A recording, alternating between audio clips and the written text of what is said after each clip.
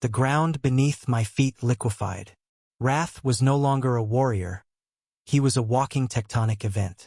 The magma veins on his colossal body erupted, spewing geysers of superheated rock into the vacuum, creating a localized atmosphere of vaporized stone. His aura expanded, a chaotic, burning sphere of influence that turned the gray lunar plains into a boiling sea of glass and fire. He was charging his core for a final, suicidal release, a supernova of miasma and rage. I had seconds, maybe less, couldn't get close. The heat alone was enough to strip the shielding from a starship. The miasmic pressure was a physical wall, pushing me back, grinding my gray divinity against its chaotic friction.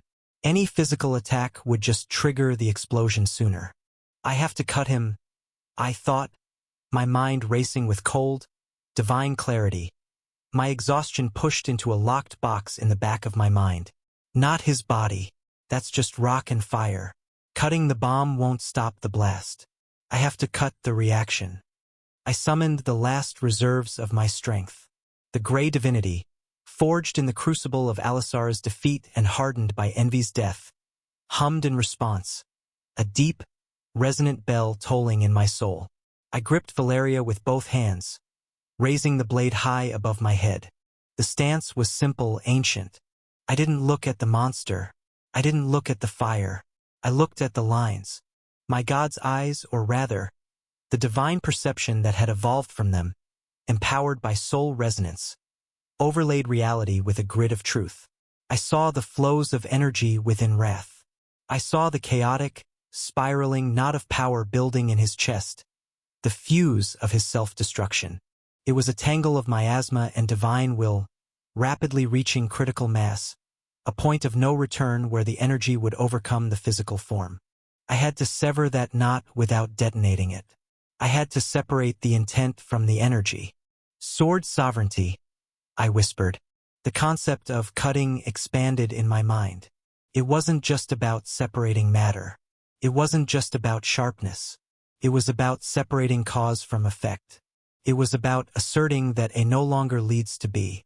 It was the ultimate authority of the blade to define division. I initiated the technique. Gray Sovereign World Severance. I swung the sword. From the tip of Valeria, a line of absolute darkness extended. It wasn't shadow. It was the absence of light, the absence of space, the absence of heat. A two-dimensional plane of pure gray negation stretched out into infinity, slicing through the vacuum, through the boiling rock, through the blinding aura of the demon lord. It moved faster than light, faster than thought. It hit Wrath. The giant didn't flinch. The blade passed through him as if he were a ghost. The line of gray bisected his massive, glowing torso, passing directly through the white-hot core of his building detonation. For a heartbeat, nothing happened. Wrath continued to roar, the light building, the heat rising, the critical mass approaching. Then the line asserted itself. Space shifted along the cut. The top half of Wrath's energy field slid a fraction of a millimeter to the left. The bottom half stayed put. The connection, the fuse, was severed. The circuit of rage was broken. The blinding light in his chest didn't explode. It just went out. The reaction failed. The critical mass, deprived of its unified structure, dissipated harmlessly into background radiation. The scream of the building explosion died in its throat. Wrath's roar cut off, replaced by a confused, wheezing gasp of escaping gas. The magma cooled instantly, turning from blinding white to dull red, then to dead, gray stone. The massive, skyscraper-sized body of the demon lord solidified, frozen in the moment of its greatest fury, a statue of its own demise. A massive crack appeared along the line of my cut. Then another, and another. With a sound like a mountain collapsing, the third lord fell apart. He crumbled into a million boulders, a landslide of dead rock tumbling onto the glassed lunar plain. The divine spark was extinguished. The threat was gone. I stood alone in the vacuum, my sword lowered, my chest heaving. The gray divinity receded, leaving me feeling hollowed out, light as a feather. It was over. Silence reclaimed the sea of tranquility. The dust began to settle. The earth hung above, serene and untouched, unaware of how close it had come to being a debris field. I felt them before I saw them. 8 streaks of light descending from orbit. My team. They landed around me in a circle, kicking up clouds of ash. Lucifer, his armor scorched and cracked but his grin wide and victorious. Ren, serene but with a gleam of profound relief in his eyes. And my fiancées. Rachel, Serafina, Cecilia, Rose, Reka, Luna. Rushing towards me. Their faces a mixture of awe and concern. Arthur! Rachel cried out, her voice breaking over the comms. I raised a hand, stopping them. I was too tired for hugs, too fragile. I just needed to breathe. It's done! I rasped, my voice thick. They're dead. Both of them. The vanguard is gone. The relief that washed over them was palpable, a physical wave. We had done it. We had defeated the demon army. We had defeated the 2 divine lords. We had protected our home. The cheers began to rise, smiles breaking out, the tension of the last few days dissolving. But as I looked at their smiling faces, a chill ran down my spine that had nothing to do with the cold of space. My soul resonance, still wide open from the battle, caught a ripple. Not from the moon, not from the fleet, but from outside. Far, far away, beyond the edge of the solar system, something broke. Felt like a scream across the universe. A sudden, mass extinguishing of lights. Divine lights. It was the sensation of a candle being snuffed out, but repeated 7 times in rapid succession. Luna gasped, clutching her chest, her eyes rolling back in her head as her fate sense was overwhelmed. The threads, she whispered, her voice filled with absolute horror. They just snapped. All of them, at once. I looked up, past the earth, staring into the deep, dark void. Couldn't see it, but I could feel it. The echo of a massacre. The Great Seven, I said. The realization hitting me with the force of a physical blow, staggering me more than any of Wrath's punches. The leaders, they were coming. I felt their approach during the fight. They were coming to help us. Where are they? Cecilia asked, stepping forward, her hand on her sword, sensing the shift in my mood. If they were coming, they're gone, I said, my voice hollow. They didn't make it. A shadow seemed to fall over the moon, though the sun still shone. The victory turned to ash in my mouth. We had won our battle, but we had just lost the war we didn't even know was being fought. She's here? I whispered, looking into the dark, sensing the approach of something that made envy and wrath feel like children. The Overlord. She didn't send the fleet to kill us. She sent them to distract us while she cleared the board. The gray seam tore through the fabric of reality, a jagged, silent wound in the air of the Kagu Ancestral Estates Command Center. I stepped through, leaving the desolate, pockmarked silence of the lunar surface behind. The transition was jarring, from the absolute airless void to the pressurized, hum-filled atmosphere of the command bunker. My boots hit the polished floor with a heavy, final thud. Behind me, the rest of my team poured through. Lucifer, his armor scorched but his grin wide and triumphant, practically vibrated with adrenaline. Renkagu moved with his usual serene grace, though a sheen of sweat coated his brow.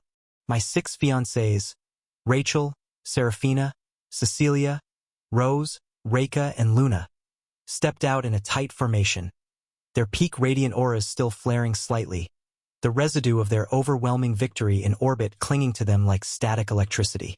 They were expecting cheers.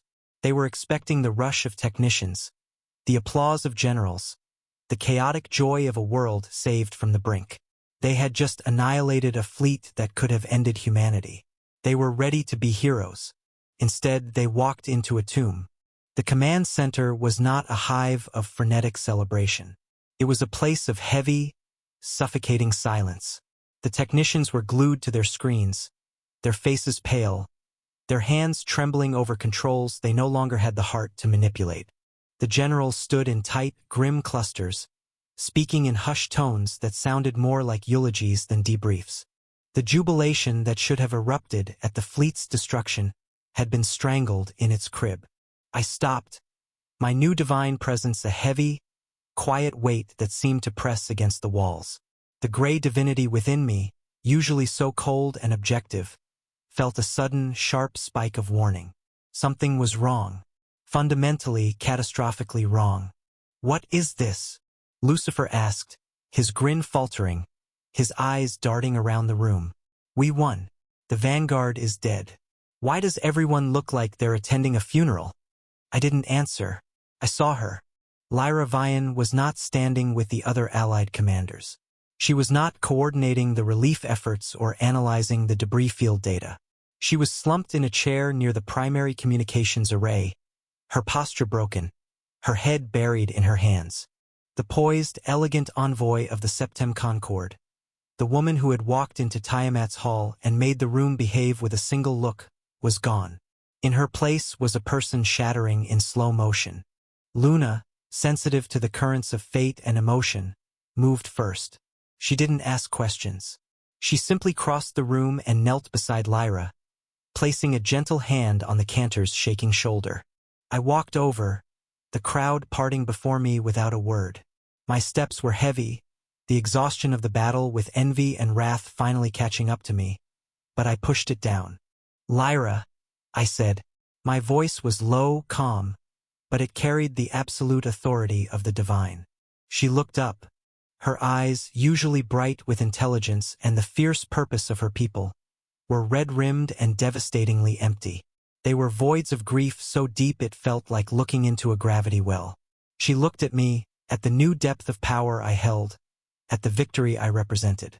For a fleeting second, I saw a spark of hope, a desperate plea for me to fix this, but it was quickly extinguished by a crushing wave of reality.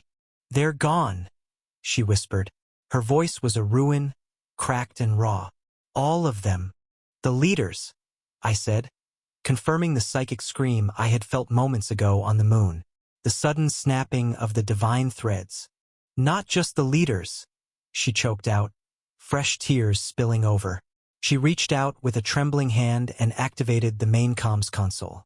The central holographic display, which had been showing the local lunar debris field, flickered and zoomed out, and out, and out. It shifted to a galactic scale, projecting a star map I had only glimpsed during my brief astral projection to the edge of the system. It was a map of the Seven's territories, the Centauri star systems, the Neverii cloud cities, the vast Thalassan ocean worlds. It was a map of dying lights. One by one, the markers representing their strongholds, their fleets, their very worlds were blinking out, turning gray, turning silent. "The demon lords, the other four," Lyra said, her voice trembling with rage and sorrow. "They didn't just disengage from the stalemate. The Vanguard here, envy and wrath. It was a distraction, a sacrifice." She stood up, her legs shaking, pointing a finger at the central cluster of stars. "While you were pinned down, while their fleet drew our eyes to Earth, the Overlord moved." The name hung in the air, heavy and terrible. The demon Overlord, the being above the lords. "The Centauri homeworld," Lyra sobbed, the words tearing themselves from her throat. "My father, the king, he fell an hour ago. The connection to the great tree is severed. It burned Arthur. It all burned." She looked at me, her expression one of utter desolation. "My species, we are not just defeated. We are being hunted to extinction. The fleets that could escape are already running. The Neverii Skyfather is dead. The Thalassan Deep Queen is dead. The Seven, the Concord, it is broken." The weight of her words settled onto the room like a physical shroud. My team, standing behind me, went still. Lucifer's light dimmed. Cecilia's hand went to her mouth. We hadn't just won a battle. We had lost the war while we were fighting it. "Running where?" Cecilia asked, her voice soft, stripped of its usual imperial command, filled only with horror. "Here," Lyra whispered. "Earth is the only stronghold left. The only place where a divine still stands. The only place the Overlord hasn't reached yet." She looked at me with desperate, pleading eyes. Refugees. Millions of them. The remnants of the Cantari, the Neverii, the Helion. They are all converging on your solar system. They have nowhere else to go. We are bringing the war to you. And when they arrive, I said, my voice low and steady, staring at the map of dying stars, the rest of the demons will follow. Lyra nodded, a jerky, broken motion. The 5 remaining lords, the injured Lysandra, and behind them the full might of the Abyssal Legions. You killed 2 lords, Arthur. You destroyed a fleet. That is a miracle, a legend. But the demons? Do you understand the scale? She looked around the room, her eyes wild. There are hundreds of billions of them. They have consumed galaxies. Humanity numbers 10 billion. The refugees will add perhaps another billion. But against the full tide? In a war of attrition, in a true total war, we lose. Alastor finished grimly from his screen, his face gray. We don't have the numbers. We don't have the resources. Even with 9 peak radiance and a divine, we will be drowned in bodies. 200 billion against 10 billion, Rachel murmured, the math horrifyingly simple. A 20-to-1 advantage. And that's assuming their average foot soldier isn't stronger than ours. Which they are. The victory on the moon suddenly felt incredibly small. We had stopped a wave, but the ocean was coming. The realization crashed down on us. We were not the saviors of the universe. We were the last holdout. I looked at the map, at the blinking lights of dying civilizations. The cavalry wasn't coming to save us. We were the cavalry, and we were alone. The despair of the original Arthur, the ghost I had rejected in the mindscape, tried to claw its way back in. Not the memory of it, but the logic of it. This is why the thought whispered. This is the math he saw. Infinite regression doesn't matter if the equation always ends in 0. You can't punch an ocean. You can't outstrategy a tsunami. But I had rejected that path. I had chosen to change the variables. I had chosen to assert my own truth. We can't win a conventional war, I said, the realization crystallizing in my mind with cold, absolute clarity. It wasn't defeatism. It was tactical fact. Not against the Overlord. Not against those numbers. If we fight on their terms on the physical plane, we die. Earth dies. We just die slowly. Then what do we do? Rachel asked, her analytical mind searching desperately for a solution that didn't exist in her data, looking to me for the answer she couldn't find. We don't fight the army, I said. The realization was internal, a synthesis of my gray divinity and the logic of the universe I had begun to see. We fight the source. We fight the rule-maker. I looked at Alice, then at Tiamat's projection.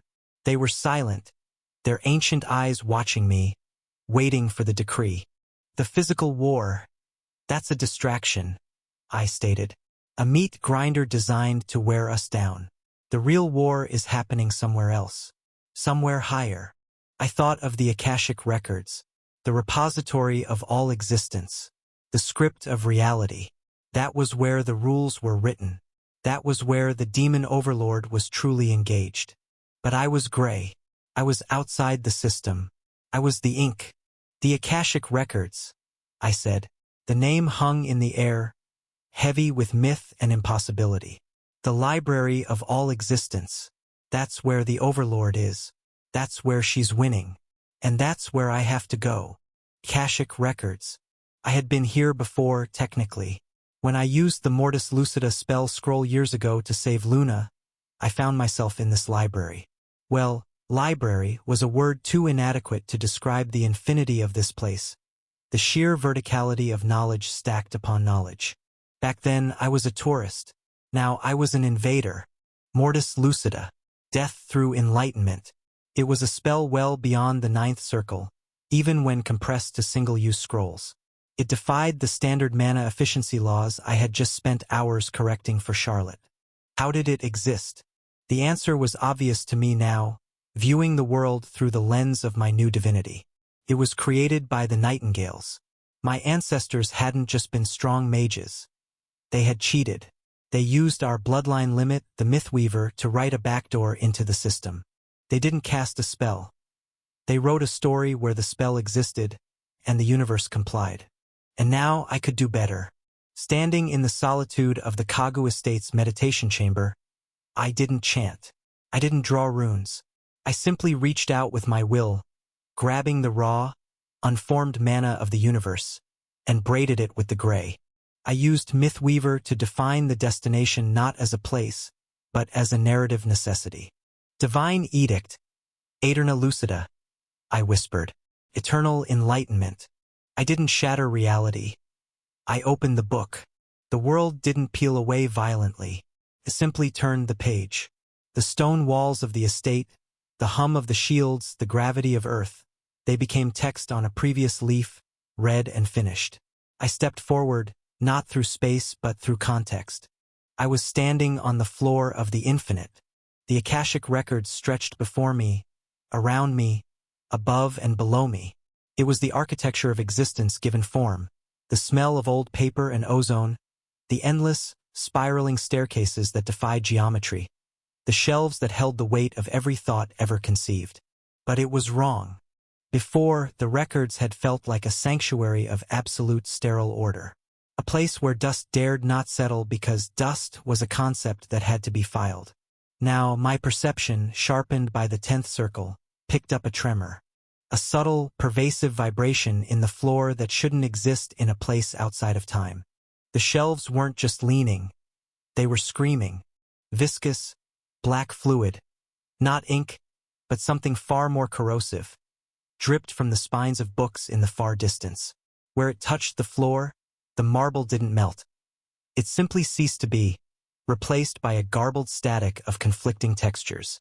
"Welcome back, Arthur." The voice was strained. I turned. Akasha stood near a central lectern. She looked just as she had in my memories. Golden hair woven from captured starlight, skin possessing the luminescence of newborn galaxies. She wore the robes of a librarian, woven from the fabric of history itself. But she wasn't smiling. She was holding onto the lectern as if it were the only thing keeping her upright. "Akasha," I said, my voice low. I didn't bow. I walked toward her, my own gray divinity humming in resonance with the wounded library. "You are hurt." "Hurt? I am the administrator, Arthur. I am the system," she said, her voice brittle. "I cannot bleed." "You aren't bleeding blood," I said, stopping a few feet from her. I let the gray wash over my vision, peeling back the layers of her divine projection to see the structure beneath. "You are being rewritten." It wasn't a physical wound. Her golden light flickered erratically. A deep, jagged scar ran across her very presence, from her left shoulder down to her hip. But it wasn't a cut. It was a patch of wrongness. It looked like someone had taken a pen and scribbled violently over a sentence, trying to obscure the original meaning with chaotic, nonsensical noise. She followed my gaze to her shoulder and sighed, the pretense dropping. "She is persistent. The demon overlord," I said. "Is she ancient? Primordial? A creature from before the first light?" Akasha laughed, a dry, humorless sound. She pushed herself off the lectern, walking toward a shelf that was smoking. "Do not give her that dignity," Akasha said sharply. "People love to invent grand origins for their destroyers. They want to believe the thing killing them is some ancient, inevitable force of nature. It makes the defeat feel destined." She pulled a book from the shelf. The cover was charred. "Tenebria isn't primordial. She isn't the void. She is just a mistake," Akasha said, her eyes darkening. "An anomaly that refused to be corrected. A runt who looked at the rules of biology and decided she didn't like them. So she broke them until she became strong enough to ignore them entirely." She turned back to me, her expression fierce. "She is not older than the records, Arthur. She is just louder." "She killed the great 7 leaders," I said, stepping closer. "She destroyed their worlds. She is coming for Earth. And I need to know how to kill her." "You killed Alisara?" Akasha noted, glancing at my chest where my sword heart pulsed. "A messy business. But you achieved divine rank. You surpassed the script." "I had to. And now you are here," she said. Because you realized the physical war is a distraction. You realized that fighting her armies is meaningless if she can simply rewrite the rules of the battlefield. Yes, I said. My power, the gray, it comes from outside here. It's the only thing that can stop her. It is the only thing she cannot rewrite, Akasha corrected. Because it was never written down. It is the variable she cannot account for. She walked around me, her gaze critical, analyzing my aura. You came here looking for a weapon. You want a spell. You want to know how to throw the gray at her hard enough to make her stop. I need to end this, I stated. So yes, give me a weapon. Akasha stopped in front of me. She looked up, meeting my eyes.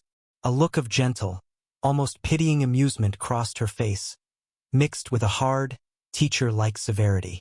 You realize the source, Arthur, but you still fundamentally misunderstand the nature of your enemy. She reached out, her hand glowing with that same iridescent light, and tapped my chest. You treat the gray like a sword, she said. You used it to cut Alisara. You used it to negate wrath. You assert truth. You deny falsehood. You wield it like a bludgeon to beat reality into submission. She shook her head slowly. But Tenebria doesn't fight with magic. She doesn't fight with authority. She fights with will. The library trembled again. A massive chunk of the ceiling in the far distance collapsed into static. She defines a reality where you lose, and the universe obeys because she has never, not once in 10,000 years, accepted defeat. Akasha whispered. You cannot cut a definition, Arthur. You cannot stab a concept. Then what do? I demanded. You stop trying to be a warrior who rejects the lie, she commanded, the order ringing like a bell in my soul. And you start learning how a girl born with nothing conquered everything. Akasha turned back to the lectern. She waved her hand, and the massive book atop it slammed open. The pages weren't paper. They were swirling vortexes of memory. To kill the beast, you must understand the runt, she said, gesturing to the book. I cannot teach you this. I am merely the librarian. You must go into the archives. You must witness the history she is trying to erase. She looked at me, her eyes burning with desperation. Dive into the deep past, Arthur. Find the moment she was born. Find the flaw in her perfection. Because if you don't, she looked at her flickering hand, there will be no history left to save. I looked at the swirling vortex in the book. It didn't look like a library archive. It looked like a battlefield. Show me, I said, and I jumped in. The transition stabilized. I didn't land in a hellscape. I stood on the roof of a glistening, obsidian skyscraper, staring out at a skyline that surpassed anything on Earth. The abyss. It wasn't a pit of fire. It was a sprawling, hyper-advanced megalopolis under an eternal night sky. Holographic billboards the size of mountains floated in the air, advertising cybernetics, weapon mods, and miasma-infused energy drinks. Flying transport ships weaved through designated air lanes, their ion thrusters leaving trails of neon blue against the dark clouds. Down below, the city hummed with electricity. Real industrial power. Miasma wasn't a fog here. It was a resource, piped through massive conduits like oil or mana, powering the high-grade tech that kept this society running. Civilization? I whispered, adjusting my coat as the rain began to fall. Acidic, industrial rain that hissed against the metal roof. This was the memory Akasha wanted me to see. The origin of the monster. I dropped from the roof, phasing through the solid matter of the building, descending toward the lower districts. The further down I went, the grittier it got. The sleek alloys of the upper crust gave way to rusted steel, flickering neon signs, and the heavy thrum of overworked generators. I found her in Sector 4, a slum sandwiched between two massive miasma processing plants. She was crouching in the shadow of a vending machine, trying to hotwire a discarded heating unit. She looked to be about 12, small, thin, and undeniably frail, while the demons passing by on the street were tall, muscular, and radiating the subtle pressure of their miasma. She felt hollow. She had no horns, No visible mutations. And crucially, no gift. She wasn't sick. She was just ordinary. And in a world of super soldiers, being ordinary was a death sentence. Hey! Trash rat! Tenebria flinched. She dropped the wires and scrambled backward, putting the vending machine between her and the voice. A man stepped out from the heavy rain. He wore a heavy synthetic bomber jacket with a glowing emblem on the back. A local gang sign. He was holding a half-eaten energy bar in one hand and a stun baton in the other. He wasn't a lord. He was a nobody. But he had the gift of gluttony. I could feel it. A passive authority radiating from his core that allowed him to metabolize energy efficiently, making him twice as dense and twice as strong as a normal biological entity. I told you this is my corner. The thug spat, kicking the heating unit Tenebria had been working on. It shattered. Tenebria didn't speak. She stared at the broken heater, her jaw tightening. She wasn't terrified. She was exhausted. I needed that, she said, her voice raspy. The nights are getting colder. Unblessed don't get heat. The thug sneered. You don't produce enough value to waste electricity on. You're a waste of space, kid. No gift, no future. He took a bite of his bar, chewing loudly. Look at you. You can't even reinforce your body with miasma. If I punched you, you'd break like glass. It's embarrassing to share a species with you. That was the pain of the sinless. It wasn't poison. It was irrelevance. She was a human in a world of tanks. Leave me alone, Tenebria muttered, trying to edge away toward the alley exit. Nah. The thug grinned, tossing the wrapper aside. The gift of gluttony flared in his eyes. A faint orange light. His muscles bulged slightly as his body converted the calories instantly into kinetic force. I'm bored, and I feel like breaking something. He swung the baton. It wasn't a master's strike. It was a sloppy, arrogant backhand. But the speed was supernatural. Tenebria tried to duck, but she was physically limited. The baton clipped her shoulder. Crack. The sound of bones snapping was sickeningly loud. Tenebria didn't scream. She gasped, a sharp intake of air, and was thrown into the wet pavement. She rolled, clutching her shoulder, her face pale. Fragile! The thug laughed, stepping closer. See? One tap. You're a genetic dead end. He raised the baton for a finishing blow. He wasn't going to kill her. Murder in the city was illegal without cause, but he was going to put her in the hospital. Or the morgue, if she couldn't afford the medbay. Tenebria looked up. Her eyes were dark, dark pools. And in that moment, looking at the man towering over her, something shifted. She didn't look at his face. She looked at his chest, at the core where his gift resided. She didn't want mercy. She wanted what he had. As the baton came down, Tenebria didn't dodge away. She threw herself forward. She slid across the slick pavement, going under his guard. The thug blinked, surprised by the suicidal move.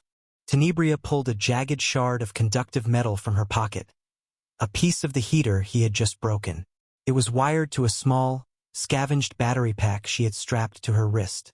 It was a primitive taser, a shiv made of trash and basic physics. She jammed it into his groin. Rarark! The thug howled as 50,000 volts of dirty electricity surged into his nervous system. His gift of gluttony made him tough, able to regenerate flesh, but it didn't make him immune to lightning. His muscles seized. He dropped to one knee. Tenebria didn't stop. She ignored her shattered shoulder. She scrambled up his paralyzed body like a rat climbing a sinking ship. She wrapped her good arm around his throat. She couldn't choke him out, he was too strong. So she bit him. She clamped her teeth onto the exposed vein in his neck and tore. It was brutal, primal, ungifted violence. Blood sprayed across the neon-lit alley. The thug thrashed, trying to throw her off. But the electric shock had scrambled his motor control. He fell backward, his head cracking against the concrete. Tenebria didn't let go. She kept tearing until he stopped moving. She sat up, spitting out blood. She was panting, clutching her broken shoulder. She looked at the corpse. Stronger, she whispered, her voice trembling with hate. You were stronger. And then I saw it. Floating above the corpse wasn't a soul. It was a dense, intricate geometric pattern of light. Concept given form. The gift of gluttony. Usually, when a demon died, the authority dissolved, returning to the planetary cycle to be reborn in a new infant. But it hovered. It hesitated. It was drawn to the vacuum. Tenebria stared at it. She felt the pull. Her empty soul, devoid of any innate authority, was acting like a gravity well. She reached out with a blood-stained hand. Her fingers brushed the light. Whoom! The energy didn't resist. It slammed into her chest. Tenebria arched her back, a silent scream leaving her mouth. Her veins glowed bright orange for a second. Then the glow settled. I watched with my divine eyes, stunned. The shattered bone in her shoulder popped and knit itself back together in seconds. The bruises on her face vanished. Her frail, malnourished frame seemed to swell slightly, filled with a sudden, supernatural vitality. She stood up. She took a breath, and I could see the miasma in the air rushing into her, metabolized instantly by her new engine. She wasn't unblessed anymore. She slotted it, I realized, the implication hitting me like a truck. I had 3 gifts because I was a transmigrator, a glitch in the system. But she was a native. She had just proven that being born with nothing meant she had room for anything. Tenebria looked at her hands. She clenched her fist, feeling the supernatural strength. The gift that the thug had used to bully her, now obeying her command. She looked at the dead body. Then she looked up at the neon skyline of the abyss, at the towers where the lords lived. She didn't smile. She just looked hungry. If one gift made her this strong, what would happen if she took the other 6? Time didn't flow linearly in the records. It jumped, skipping the months of hiding and scavenging, landing me squarely in the middle of the next pivot point. 3 years had passed in the memory. Tenebria wasn't a child in rags anymore.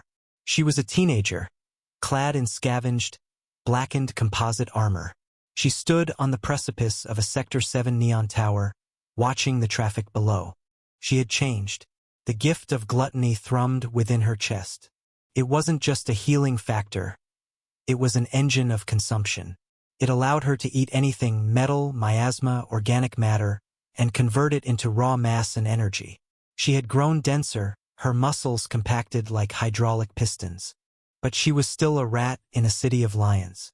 "Target sighted," she whispered. I followed her gaze. Hovering below on a personal gravity skiff was a demon draped in shimmering, holographic silks. He was tall, spindly, with 4 eyes that moved independently. Viscount Vex. In the Abyss hierarchy, a Viscount wasn't just a noble title, it was a measurement of reality-warping density. A Viscount was far superior to a Baron. Vex was an envy demon, and like most elites he held 2 gifts. The sin gift of envy, the authority to covet and replicate. The minor gift of phasing, the ability to turn intangible for short bursts. He was a nightmare matchup for a brawler like Tenebria. But she wasn't hunting him for food. She was hunting him for parts. Tenebria dropped. She didn't use magic to slow her fall. She used the gift of gluttony to eat the kinetic energy of the impact as she landed on the skiff. The metal deck buckled, not from her weight, but because she instantly consumed the structural integrity of the alloy beneath her boots. "Unblessed filth," Vex screeched, spinning around. His 4 eyes locked onto her. The gift of envy flared, a sickly green light. It wasn't a speed boost. It was a conceptual attack. "I covet your stability." The reality around Tenebria warped. The sure footing she had on the skiff was stolen, transferred instantly to Vex. She stumbled, gravity suddenly feeling wrong, while Vex moved with impossible grace. He lunged, a monofilament whip flashing in his hand.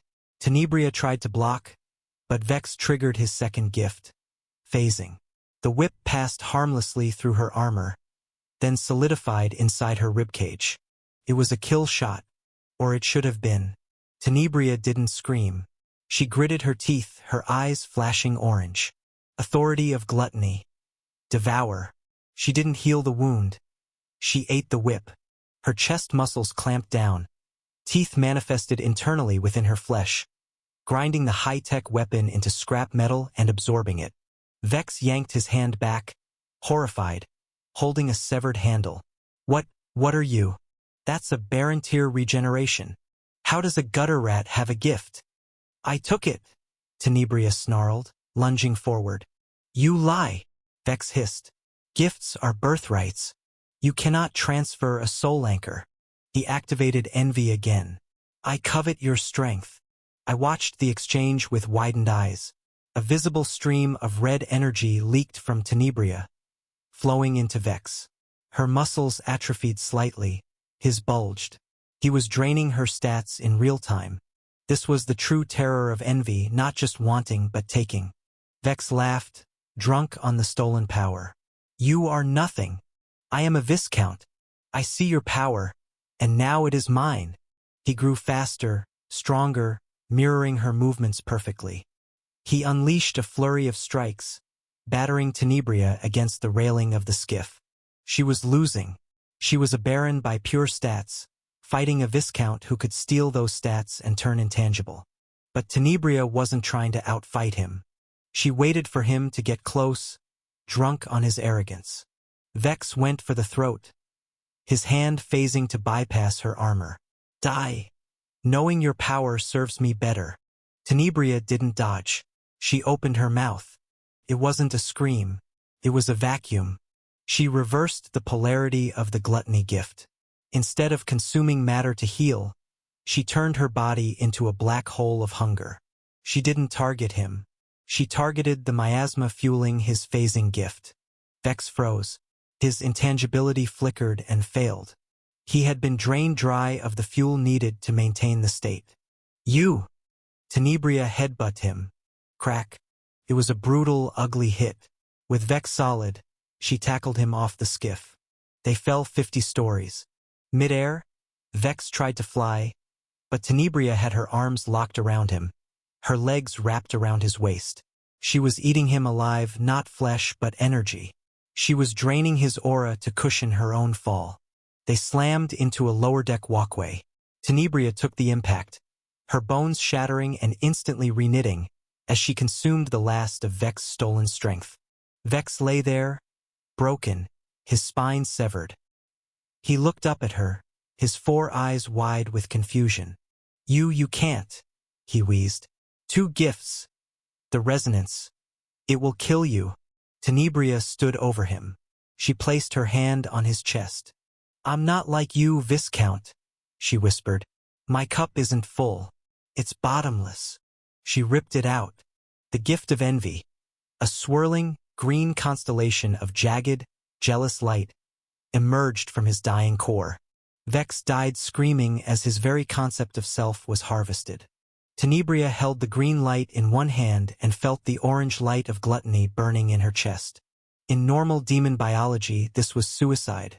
A gift of consumption, gluttony, and a gift of covetousness, envy, were philosophically opposed. One wanted to destroy, the other wanted to possess. Putting them in the same soul typically caused a resonance cascade that detonated the host. Tenebria didn't hesitate. She slammed the green light into her chest. I braced myself for the explosion. It didn't come. Tenebria gasped, arching her back. Her veins pulsed, orange on the left, green on the right. For a moment they warred. The hunger fought the jealousy. But then they found their places. Because she had no soul shape of her own to get in the way, the 2 gifts simply docked. They slotted into the emptiness like puzzle pieces. Tenebria opened her eyes. The left was the orange of a furnace. The right was the toxic green of envy. She looked at a passing drone. Instantly, her body blurred. She didn't just move fast. She envied the drone's position. The universe corrected the discrepancy, snapping her to the location she coveted. She appeared mid-air, grabbed the drone, and crushed it with the crushing grip of gluttony. She landed, holding the scrap. Consumption and coveting, she murmured, a terrifying smile spreading across her face. I can take, and I can keep. I watched, cold realization settling in my gut. She wasn't just collecting superpowers. She was building a circuit. Most demons were limited by their tier. A Viscount was stronger than a Baron. A Count was stronger than a Viscount. But Tenebria? She had just bypassed the tier system entirely. She was a Baron with the toolkit of 2 separate bloodlines. And she still had 5 empty slots left. The memory shifted. The neon slums dissolved, replaced by the gray, ash-choked horizon of a battlefield. I wasn't on the Abyss homeworld anymore. I was standing on Ignis III, a border world the Demon Empire had colonized a century ago. The landscape was a graveyard of machinery. Burning husks of heavy assault walkers and crushed automated tanks littered the valley. The sky buzzed with dropships, but they were keeping their distance. Technological warfare had its limits. In the center of the carnage stood Tenebria. She was older now, her movements sharp and predatory. She wore a suit of high-grade composite armor, scavenged tech, but it was dented and scarred. She held a vibroblade in one hand, the metal humming with electric current. But the enemy facing her didn't care about technology. "Put down the toy, mongrel," a deep voice rumbled. Stepping out of a hovering transport skiff was a giant. He stood nearly 9 feet tall, his skin the color of cooling magma, his horns curled and etched with glowing runes. Count Moloch, a noble of the Wrath faction. He wasn't carrying a gun. He wasn't wearing powered armor. He wore simple ceremonial robes that burned away at the edges, exposing his rock-like skin. He looked at the wreckage of a heavy tank next to him, a machine capable of leveling a building with its railgun. With a sneer, Moloch placed his hand on the tank's hull. His gift of wrath flared. He didn't use a spell. He just pushed. The sheer, supernatural force of his authority crumpled the high alloy steel like wet cardboard. The tank imploded with a screech of tearing metal. "You rely on machines," Moloch scoffed, dusting off his hands. "Steel is for the weak. Only the gift is absolute." Tenebria didn't flinch. She deactivated her vibroblade and tossed it aside. Clattered against the rocks. "You're right, Count," she said, her voice calm. "Steel breaks." Moloch laughed. "You surrender? Smart. A count is not an opponent a scavenged rat can fight." "I didn't say I surrender," Tenebria said. She raised her fists. "I said I don't need the blade to kill you." Moloch's eyes narrowed. "Arrogance." He charged. He didn't move with the speed of sound, but he moved with the momentum of a freight train. His fist, glowing with the red aura of wrath, came down in an overhead smash meant to turn her into paste. It was a blow that would shatter a bunker. Tenebria didn't dodge. Her eyes shifted to a dull, heavy blue. "Gift of sloth. Dampen." She raised her forearm. Boom! The impact shook the ground, kicking up a cloud of ash. But Tenebria didn't crumple. The kinetic energy of the Count's strike hit her arm and simply stopped. It dissipated, absorbed by the conceptual apathy of sloth. Moloch's eyes widened. "What?" "That is the Belphegor family's technique." Tenebria didn't answer. Her eyes flashed green. "Gift of envy." Flicker. She stepped forward. To Moloch, she seemed to glitch. She wanted his position, so she took it. She appeared inside his guard, inches from his chest. Moloch roared, trying to grab her. "You thief!" He unleashed a burst of miasma, an omnidirectional shockwave meant to blow her away. Tenebria's eyes turned violet. "Gift of pride. Nullify." She didn't block. She simply refused to acknowledge the damage. The authority of pride wrapped around her like a second skin, hardening her existence. The shockwave washed over her, burning her armor but failing to burn her skin. She drove her fist into his gut. Her eyes turned orange. Gift of gluttony. Metabolic strike. It wasn't just a punch. It was a bite. Upon contact, her knuckles drew power out of him. Moloch gasped as a chunk of his stamina was ripped away. He stumbled back, clutching his stomach. "3." He wheezed, staring at her with genuine horror. "No." "4? You hold for gifts? That is impossible." The resonance should liquefy your organs. It gets crowded, Tenebria admitted, shaking her hand to bleed off the excess energy. But I make it work, Moloch snarled. His pride as a count, a ruler of worlds, wouldn't let him lose to an anomaly. I am Moloch. I am the hammer of the empire. He gathered every ounce of miasma he had. His skin cracked, glowing bright white. He was preparing a powerful heart technique, a focused explosion of wrath capable of breaching a starship's hull. D. He punched the air, sending a concentrated lance of force straight at her. Tenebria didn't use a gift to block this time. She used the martial arts she had refined over a decade of desperate survival. She stepped to the side, using the gift of envy to accelerate her perception, watching the lance of force pass inches from her face. As Moloch overextended, drained by the attack, she moved. She used the gift of sloth to silence her footsteps. She used the gift of wrath to empower her legs for a single, explosive leap. She landed on his shoulders. Moloch reached up to crush her, but he was too slow. He was a powerhouse relying on a single concept. She was a tactician wielding four.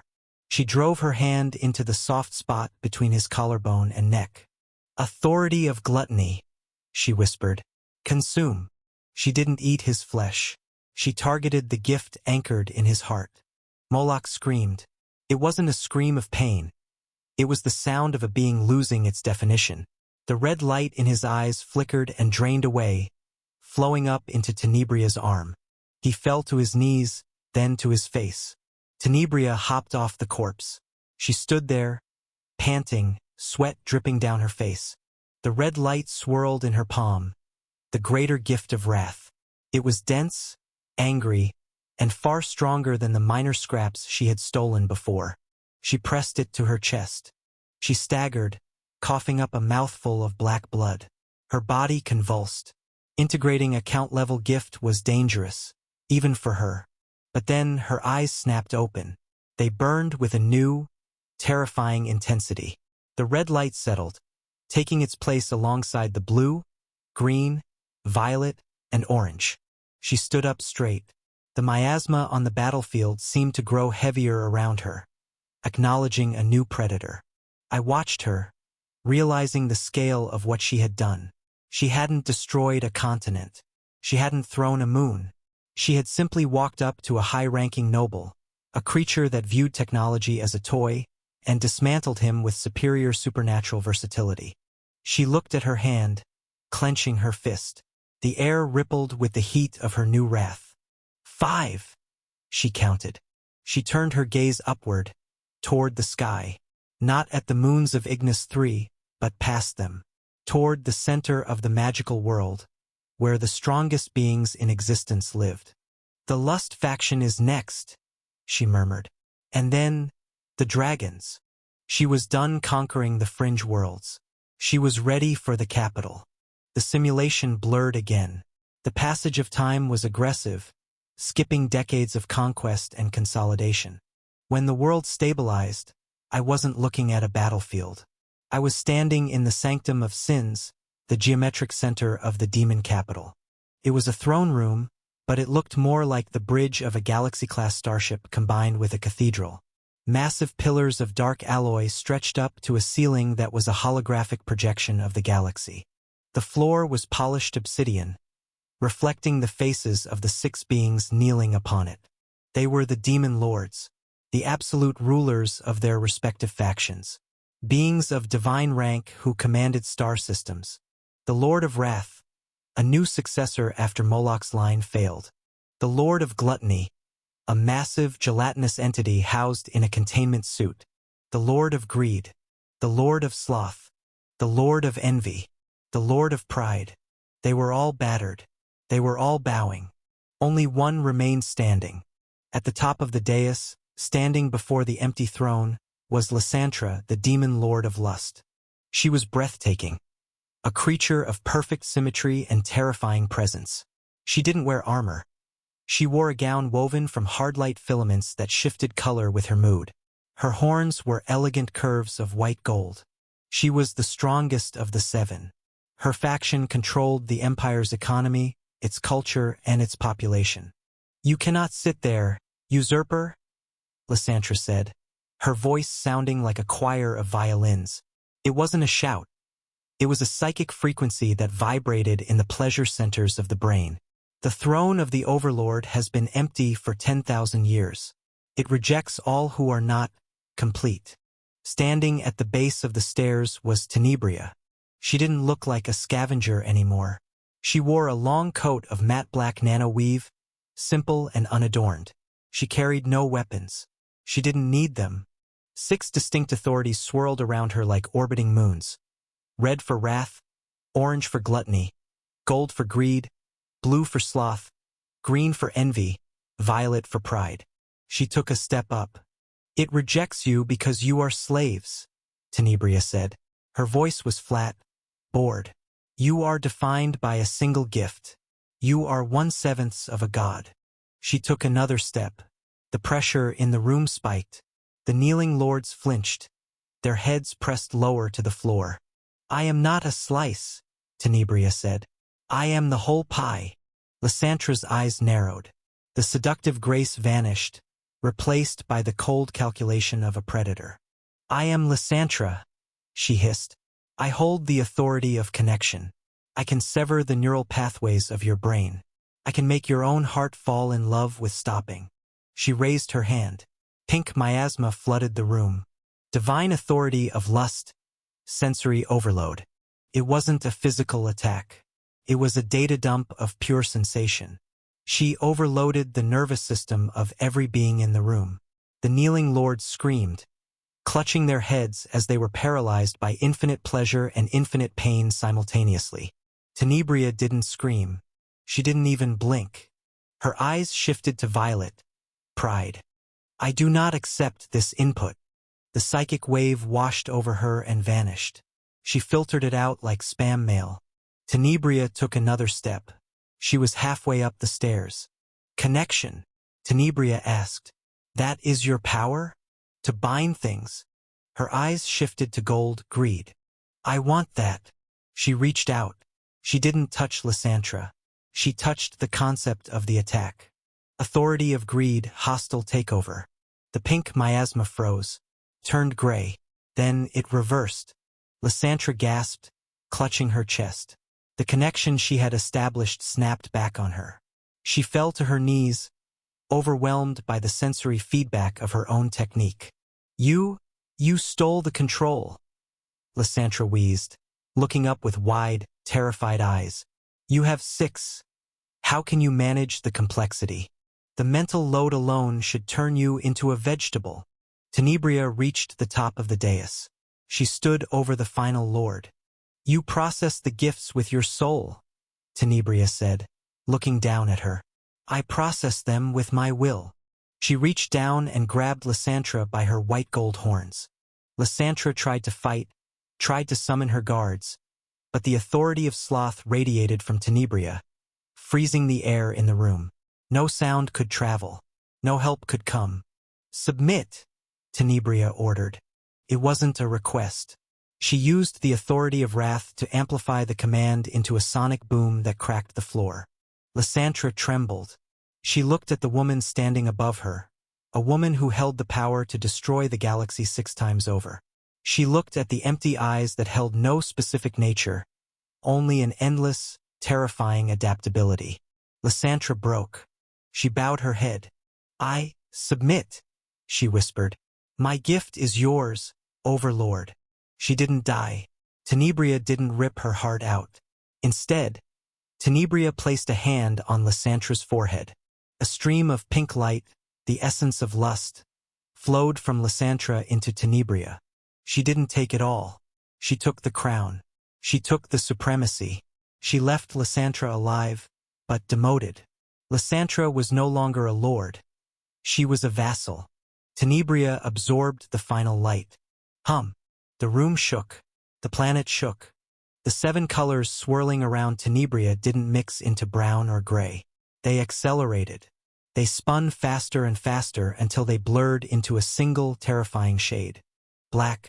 Pure, absolute, light-absorbing black. the authority of sin. Tenebria turned around. She didn't look tired. She looked full. For the first time in her life, the hunger in her eyes was gone, replaced by a serenity that was infinitely more dangerous. She sat on the throne. The miasma of the entire planet, no, the entire empire, shifted. Every conduit, every reactor, every demon soul in the galaxy felt the change. The throne was occupied. The 7 lords and their successors knelt in unison. "All hail the Overlord," Lysandra whispered, her voice trembling. "All hail Tenebria." Tenebria rested her chin on her hand. She looked out the massive viewport of the throne room, past the kneeling lords, into the starfield. "We have pacified the abyss," she said. Her voice was projected to every screen in the city. "We have conquered the fringe worlds. We have united the 7 families." She pointed a finger at a specific cluster of stars. A realm that was technically outside the Empire's borders. A realm of magic, biology, and ancient, arrogant power. The Dragon Realm. "They call themselves the strongest," Tenebria said softly. "They claim their scales are impervious to miasma. They claim their magic is superior to our authorities." She stood up. The black aura around her flared, eating the light in the room. "Prepare the fleet," Tenebria commanded. "We are going to hunt lizards." The memory simulation shifted for the final time. The jump was jarring, moving from the cold, industrial steel of the demon capital to a world of blinding, opulent light. The Dragon Realm. It was a dimension composed entirely of crystallized mana. Floating islands of white marble and gold drifted in a sky that was a perpetual aurora borealis. Cities built from spun diamond gleamed under 3 suns. The air was so pure it would burn the lungs of a lesser demon. It was paradise, and it was about to die. I stood on the highest floating continent, the seat of the Dragon Court. Around me the sky was dark, not from night but from ships. The demon armada hung in the atmosphere, thousands of dreadnoughts, their hulls scarred with miasma, blotting out the 3 suns. They didn't fire. They just hovered, a silent, industrialized threat against a world of high fantasy. Below, on the crystalline plains, the dragon host had gathered. Hundreds of radiant-rank ancient dragons, their scales glittering like gemstones, roared in defiance. Leading them were 5 massive beings whose presence warped the light around them. The Dragon Divines, Tier 10 entities, beings who had ruled the magical multiverse since before the Abyss discovered fire. And above them all, perched on the spire of creation, were the twin monarchs. Tiamat, the Dragon Empress, a creature of pure white light and magic. Bahamut, the Dragon Emperor, a titan of platinum scales and physical ruin. Filth of the lower planes. Tiamat's voice boomed, shaking the reality of the realm. "You dare bring your toxic machinery to the Eternal Garden? My breath created stars. Do you think your rusted metal can stand against the architects of reality?" From the lead demon dreadnought, a single figure descended. Tenebria didn't use a drop pod. She didn't use wings. She simply walked down invisible stairs, her black coat billowing in the pure mana wind. As she descended, the environment screamed. The crystalline structures near her turned gray and crumbled to dust. The pure mana in the air curdled into oily black smoke. She was a walking contamination event. She landed on the central plaza, facing the monarchs and their host. "Architects," Tenebria repeated, her voice quiet, yet audible over the roaring host. "You build pretty cages." A red dragon divine, larger than a mountain, roared in offense. "Burn, parasite!" He unleashed a breath of primordial fire. It was a Tier 10 attack, hotter than a star core, designed to erase matter from existence. Tenebria didn't move. The swirling black aura around her, the unified authority of sin, pulsed once. The fire hit the aura and vanished. It wasn't blocked. It was eaten. The heat, the light, the conceptual destruction. It all fed into the black void surrounding her.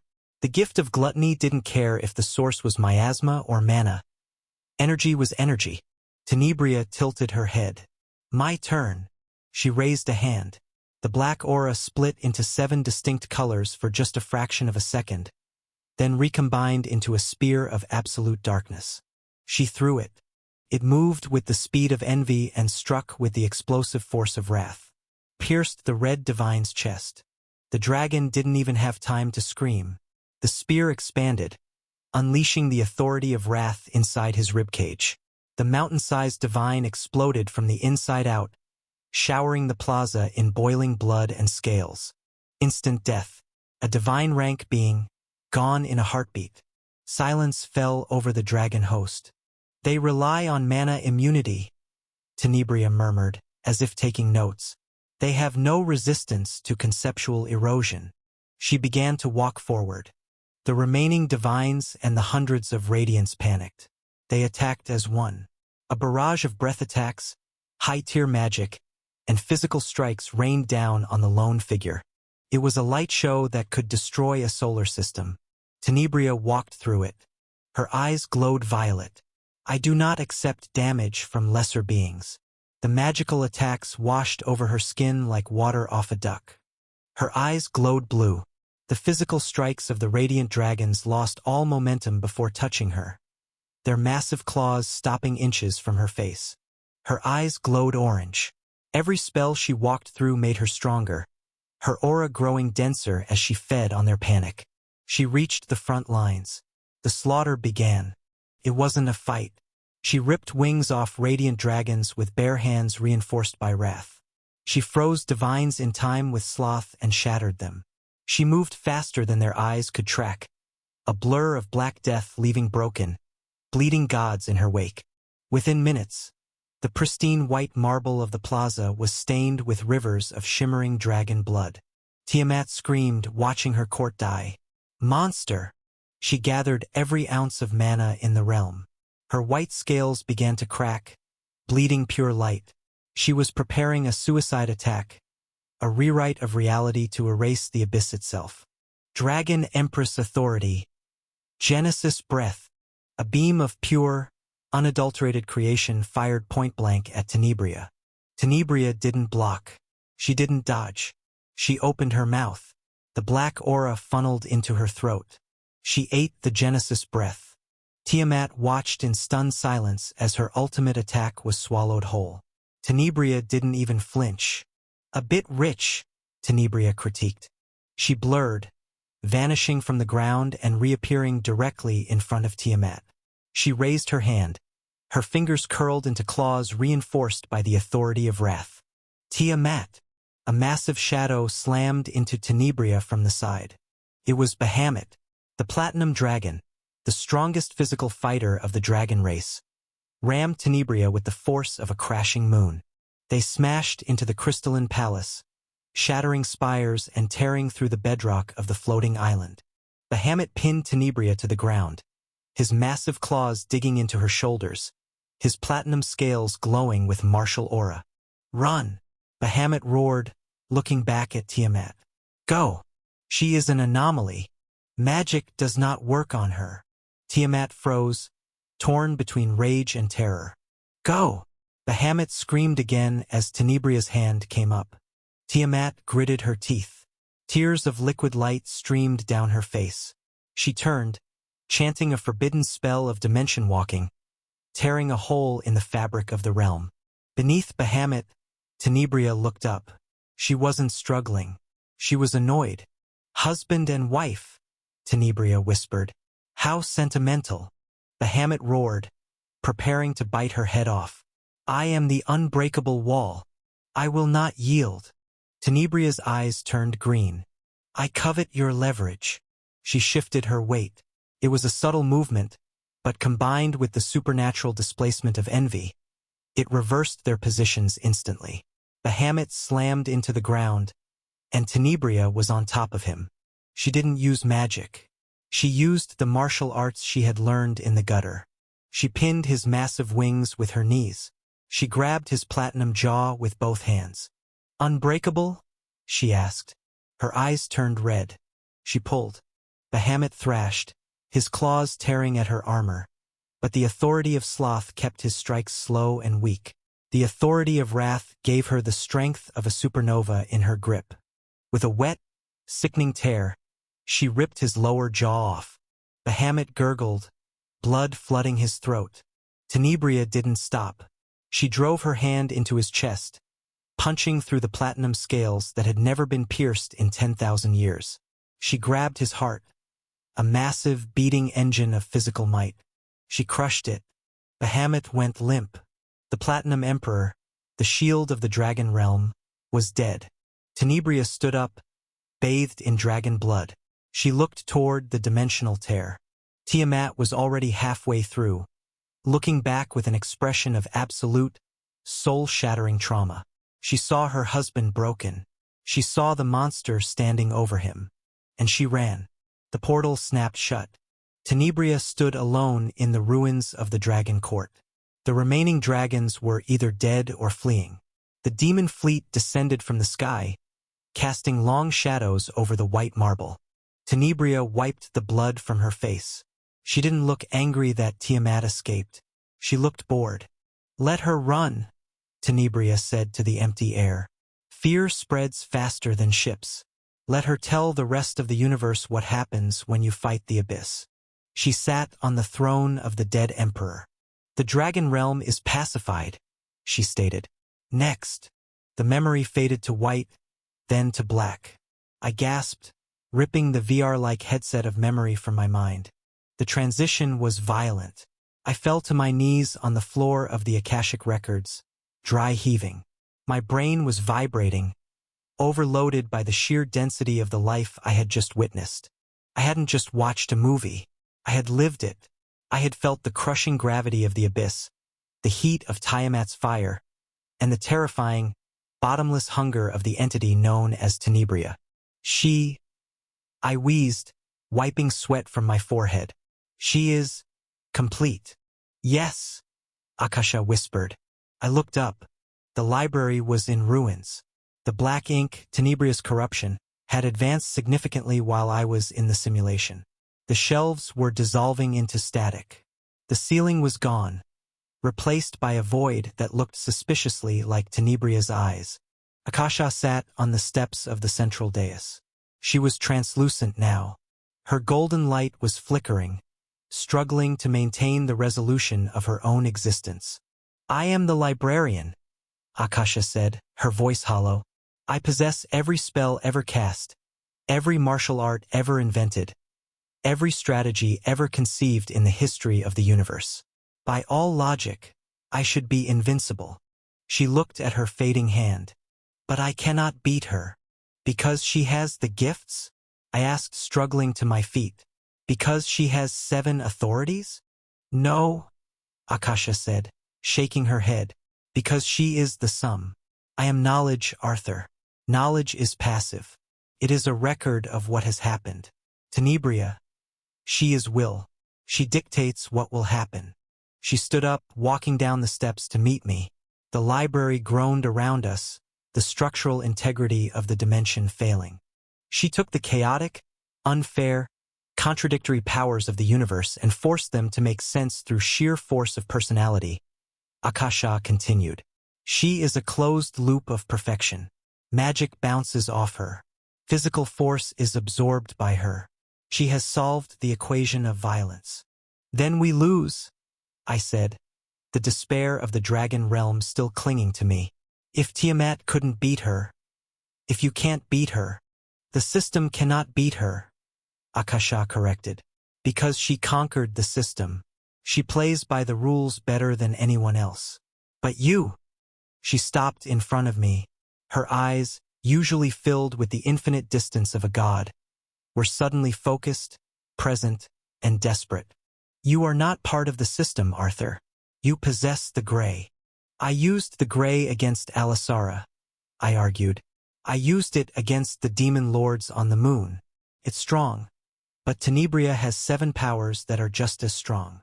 "You are still thinking like a mage," Akasha snapped, her voice sharp. "You think the gray is just a different color of mana. You think it's a sword you swing." She reached out, grabbing the lapels of my coat. "The gray isn't a power within the universe, Arthur. It is a power that surpasses all. She pulled me closer. Tenebria is everything. She is the accumulation of all sins, all matter, all energy. To defeat everything, you cannot use more everything. You must use nothing. I don't know how, I admitted, frustration rising. I tried to train it. I tried to shape it, but it slips through my fingers. Of course you don't know how, Akasha said softly. I don't know how either. It isn't in the records. It has never been done. There is no manual for being the void. She looked at my chest, where my sword heart beat with a rhythmic, gray pulse. But the problem isn't just your skill, Arthur. It's your limit. I have no limit, I said. I broke the radiant barrier. I reached divine. The seal you put on me when I first awakened the gray. It shattered years ago. Kasha smiled. It was a sad, tragic smile. Did it? She reached up, her fingers tracing the line of my jaw. You broke the physical shell, yes. You accessed the mana reserves. But the safety lock? The conceptual barrier I placed on your soul to keep you from accidentally erasing yourself and the solar system every time you sneezed. Her eyes searched mine. I never took that off, Arthur, because I was afraid. I was afraid that if you fully became the gray, you would stop being Arthur. My eyes widened. You handicapped me? I protected you, she whispered. I wanted you to be a hero, not a phenomenon. But now, a massive chunk of the library collapsed behind her. The roar of Tenebria's approaching influence shook the ground beneath our feet. Now, we don't need a hero, Akasha said, tears forming in her eyes of starlight. We need a sovereign. She reached into the folds of her robe. My eyes snapped to the object she revealed. It was a small crystal vial sealed with ancient runic wax. Inside, a dark, viscous liquid swirled, black, yet shimmering with 7 colors. I froze. That, I stammered, patting my own dimensional storage ring. That's the blood of the Overlord. I stored that away after the moon battle. I have it in my vault. Do you? Akasha asked enigmatically. Or did you just think you did because the story required you to feel safe? I stared at her, stunned. She had pulled it directly from my inventory? No, she had pulled it from the narrative itself. Akasha, what are you doing? I asked, a sudden panic rising in my chest. That blood is raw authority. It's poison to anyone but her. To a human, yes. To a mage, yes, Akasha said. She uncorked the vial with her thumb. But to a void? It is just coordinates. She didn't hand it to me. She brought the vial to her own lips. Akasha, no, I shouted, reaching out. She tilted her head back and drank. She swallowed the essence of the demon overlord, the most toxic, potent substance in the universe. In a single gulp, her golden light immediately turned violent. Veins of black corruption shot up her neck. Her eyes dilated, turning entirely black as the foreign authority warred with her existence. She groaned, her knees buckling, but she forced herself to stand. She dropped the empty vial. It shattered on the floor. She looked at me. Her expression was no longer just sad. It was determined, ferocious. To kill the beast, she whispered. Her voice layered with a terrifying, distortion-heavy echo. You must taste the sin. She stepped in. I tried to pull back, but her hand snapped to the back of my neck. Her grip was iron. Forgive me, she breathed. She smashed her lips against mine. It wasn't a kiss. It was an injection. Akasha forced her mouth open, and a surge of power, hot, metallic, and tasting of absolute corruption, flooded from her into me. She was feeding me the blood. But it was more than that. Crack. I heard it.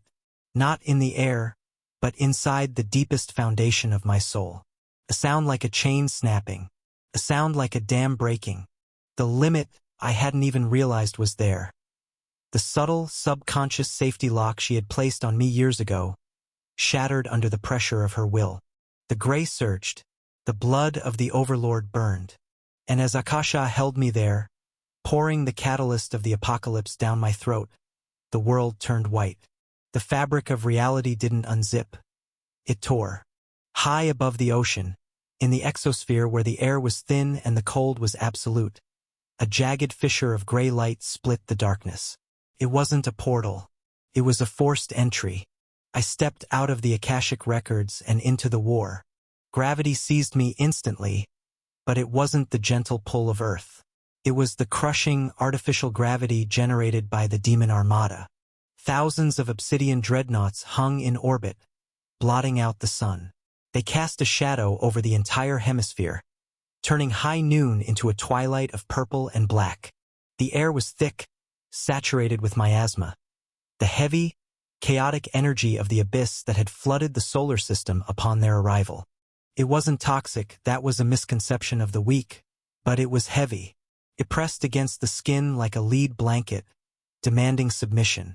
Floating in the center of the formation, seated on a throne made of nothing but compressed gravity and arrogance, was Tenebria. She wasn't looking at the continents below. She was looking right at me. She wore a simple black coat that fluttered in the atmospheric turbulence. Her legs were crossed, her chin resting on her knuckles. The 7 colors of the authorities swirled lazily around her, a slow-moving hurricane of godhood. "You took your time," she said. Her voice didn't travel through the thin air, traveled through the miasma, vibrating directly in my skull. I didn't answer immediately. I took a breath. Normally, a human mage, even a divine one, would filter the miasma out, treating it like static interference. But the blood of the Overlord Akasha had forced down my throat, was burning in my veins. Changed my physiology. It rewrote my engine. I inhaled the miasma. I didn't filter it. I drank it. The heavy, purple energy flooded my lungs, mixing with the pure blue mana of my core and the colorless void of the gray. Tenebria's eyes, currently a bored blue, sloth, widened slightly. "Oh," she murmured, standing up.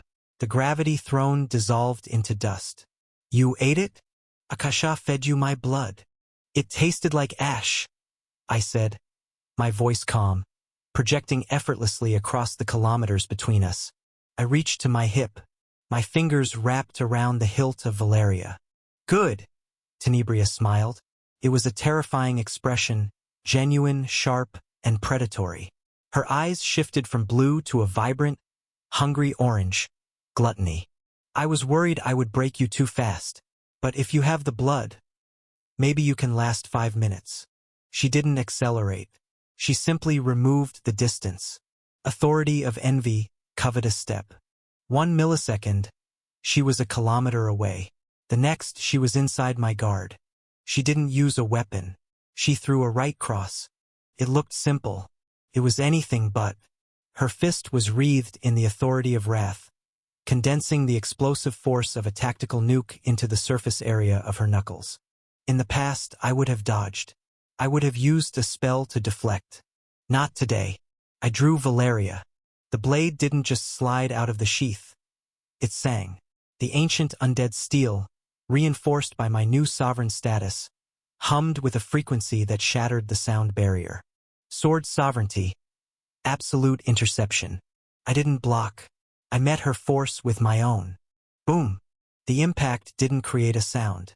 Created a vacuum. The air for 10 miles around us was instantly evacuated, creating a silence so profound it hurt the ears. Then the shockwave hit. The clouds beneath us were vaporized in a perfect circle. The ocean surface, 30,000 feet down, depressed into a massive bowl.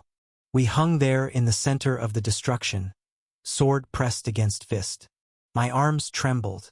The density of her body was absurd. Hitting her felt like hitting a neutron star. But I held. The miasma I had inhaled reinforced my muscles, granting me the physical density of a demon lord to match my human magic. Tenebria laughed. "You're heavy," she crowed, delighted. Her eyes flashed green, envy. She spun, unleashing a kick aimed at my ribs. The speed was instantaneous, a theft of time itself. I didn't react with thought. I reacted with law. Sovereign sword art. 4th form, mirrorless reflection. I spun with her, matching her rotation perfectly. Valeria caught her shin. Sparks of black and gray light showered down like fireworks. She pressed the attack.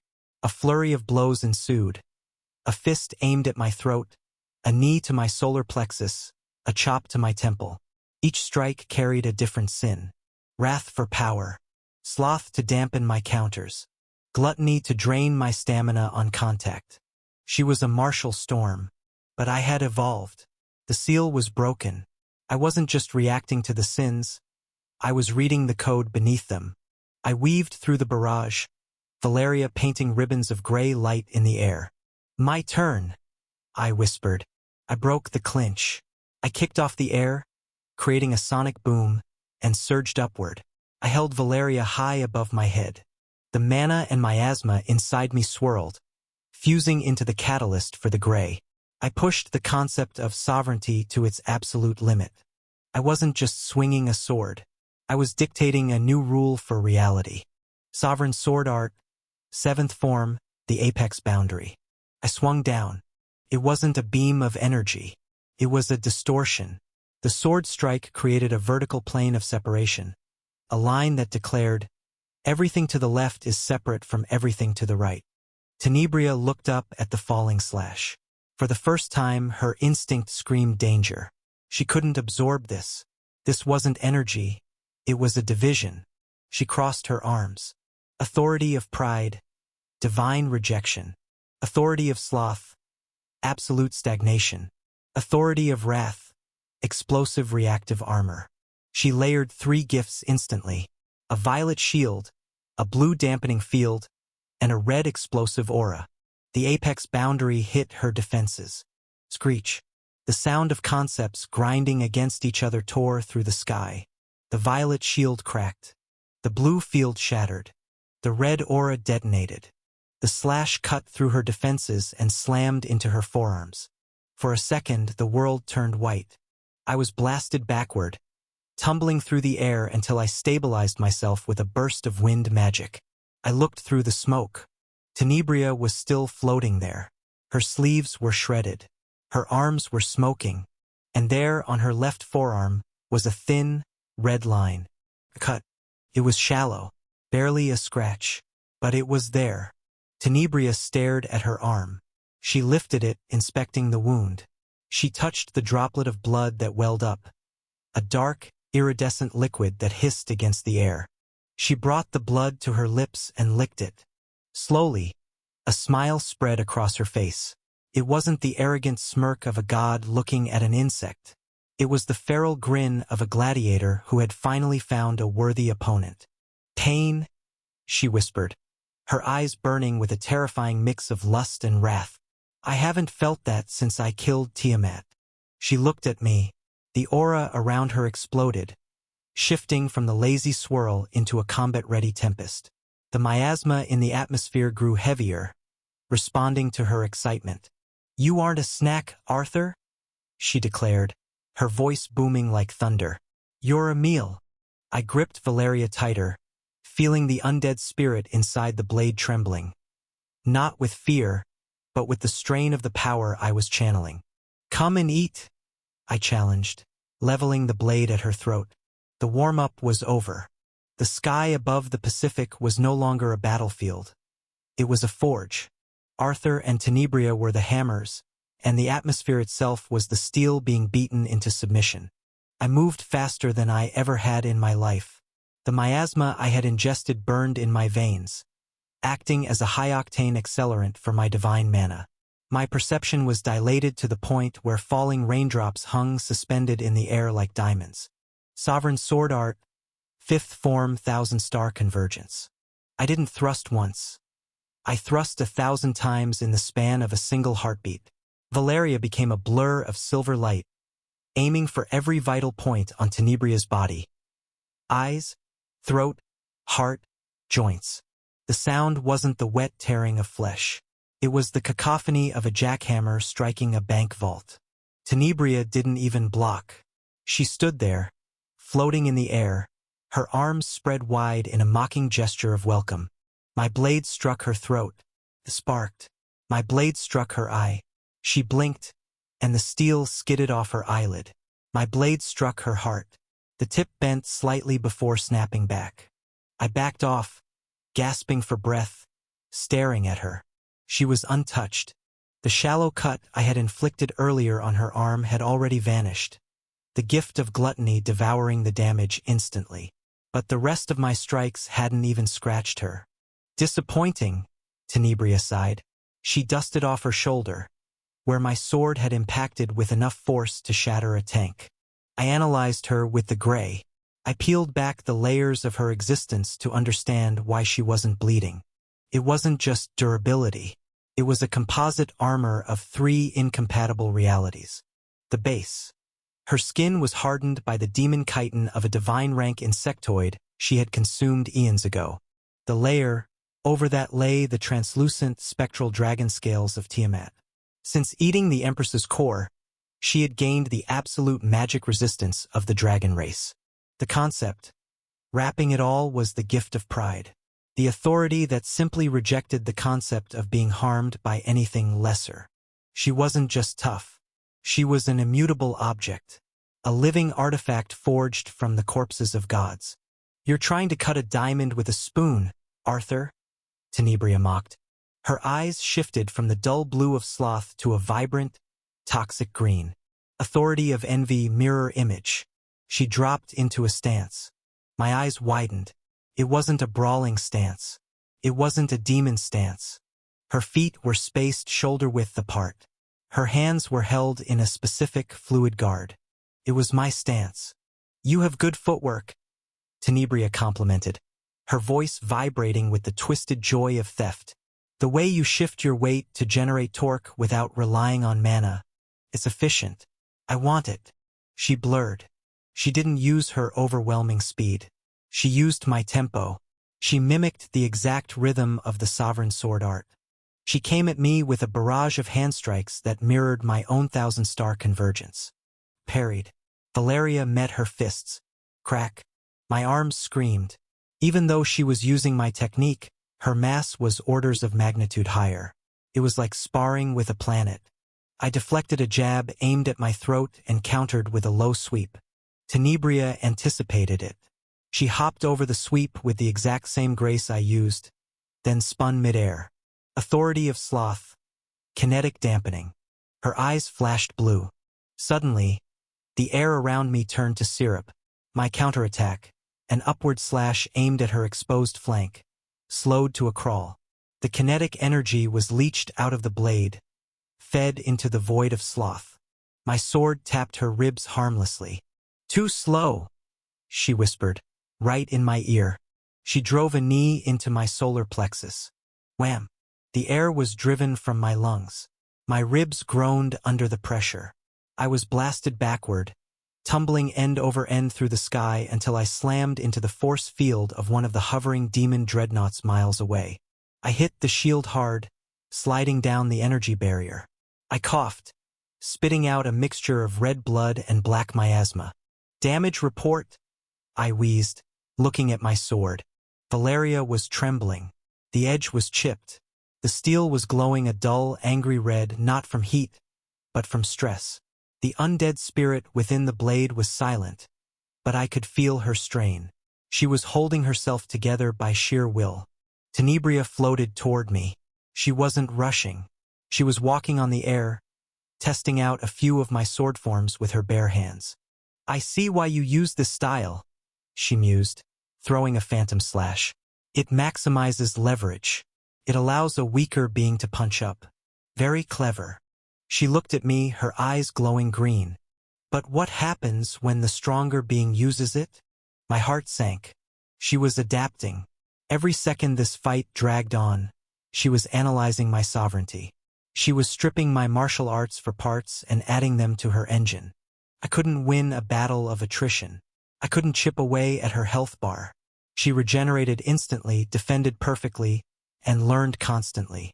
"I need a nuke," I whispered to the sword. Valeria hummed in my hand. It was a mournful sound. She knew what I was thinking. I couldn't just coat the blade in gray anymore. That wasn't enough to pierce the pride scale chitin composite. I needed to pour the 10th circle, the miasma, and the gray into a single needlepoint focus. I needed to overload the vessel. I stood up, pushing off the dreadnought's shield. Tenebria stopped about 50 meters away. She sensed the shift in my aura. The playful mockery faded from her face, replaced by curiosity. "You're trying something new," she noted. "I'm done testing your armor," I said. I held Valeria with both hands, raising the hilt to my chest, the blade pointing straight up. I closed my eyes. I stopped fighting the miasma in my blood. I stopped regulating the mana in my core. I opened the floodgates. 10th circle magic. Concept compression. I pulled the energy of the surrounding atmosphere, the storm, the gravity, the light, and forced it into the steel. The gray, sovereign definition. I poured the void into the blade. Valeria began to scream. The metal turned translucent. Cracks appeared along the fuller, leaking blinding white light. The physical structure of the sword was failing, unable to contain the infinite weight of the power I was shoving into it. I opened my eyes. They were burning with the gray light of the sovereign. "Tenebria!" I roared. The overlord smiled. Her eyes shifted through all 7 colors before settling on a unified, terrifying black. She didn't dodge. She didn't put up a shield. She recognized the challenge. She pulled her fist back. The miasma of the entire solar system seemed to rush toward her, condensing into a singularity around her arm. "Overlord Art. 7 Sins Impact." "Come!" she screamed, her voice shaking the stars. "Show me if your stick can break my bones." I kicked off the shield. The dreadnought behind me exploded from the sheer force of my launch. I became a streak of gray light. She became a comet of black void. We raced toward the center of the sky. One strike. That was all Valeria had left.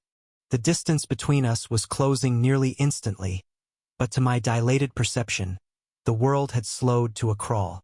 The raindrops suspended in the air were no longer water. They were static obstacles, frozen in time. I was no longer holding a sword. I was gripping a dying star.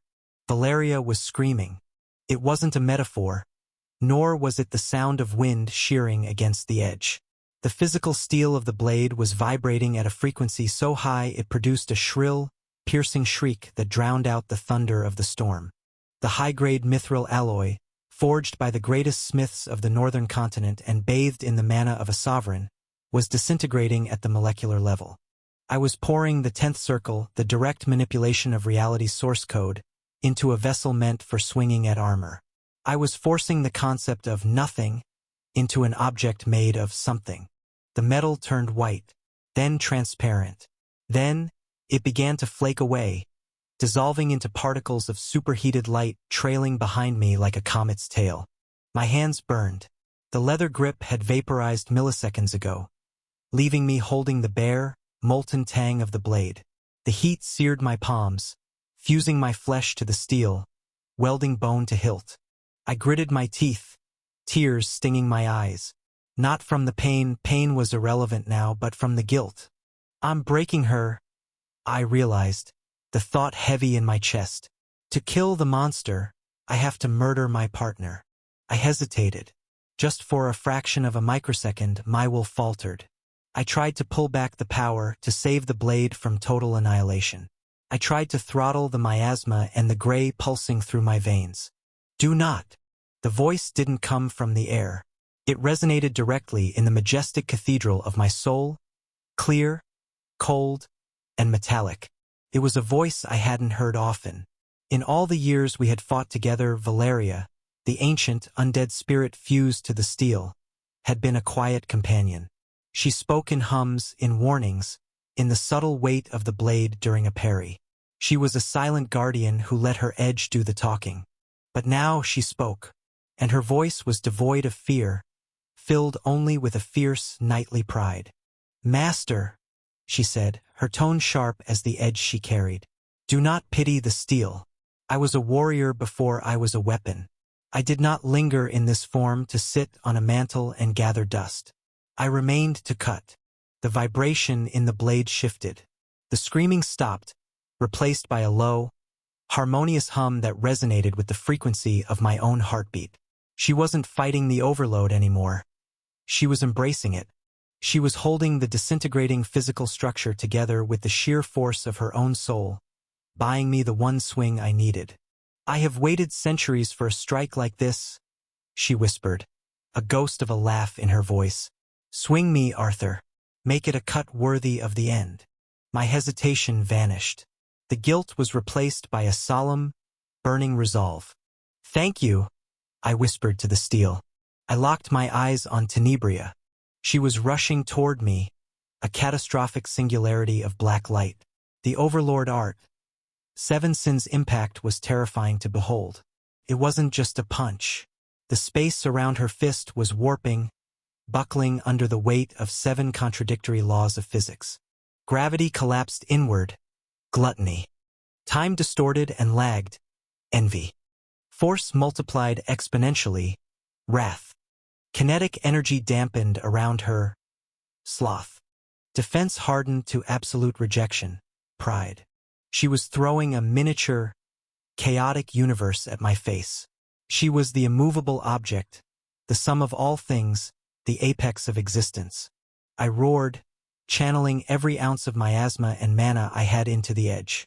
I pulled the toxic air of the abyss and the pure mana of earth and smashed them together in the forge of my core. Sovereign sword art. Final form. I didn't slash. I didn't thrust. I painted. I drew a line across the world.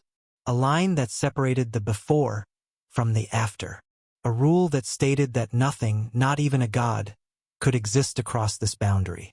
World severing. 7 Sins' impact. We collided. There was no sound. The energies involved were too dense, too absolute for the air to transmit vibration. The atmosphere simply ceased to exist in a 10-mile radius. The clouds, the rain, the light, everything was erased, replaced by a perfect, expanding sphere of absolute whiteness. Physics broke down. Up became down. Light became heavy. I felt the impact travel up my arms. It shattered my elbows instantly, pulverized the bones in my shoulders. The shockwave turned my ribs to powder inside my chest. But I held the line. Valeria bit into the black. The gray blade met the 7-colored fist. It was a clash of philosophies. Tenebria was the weight of everything.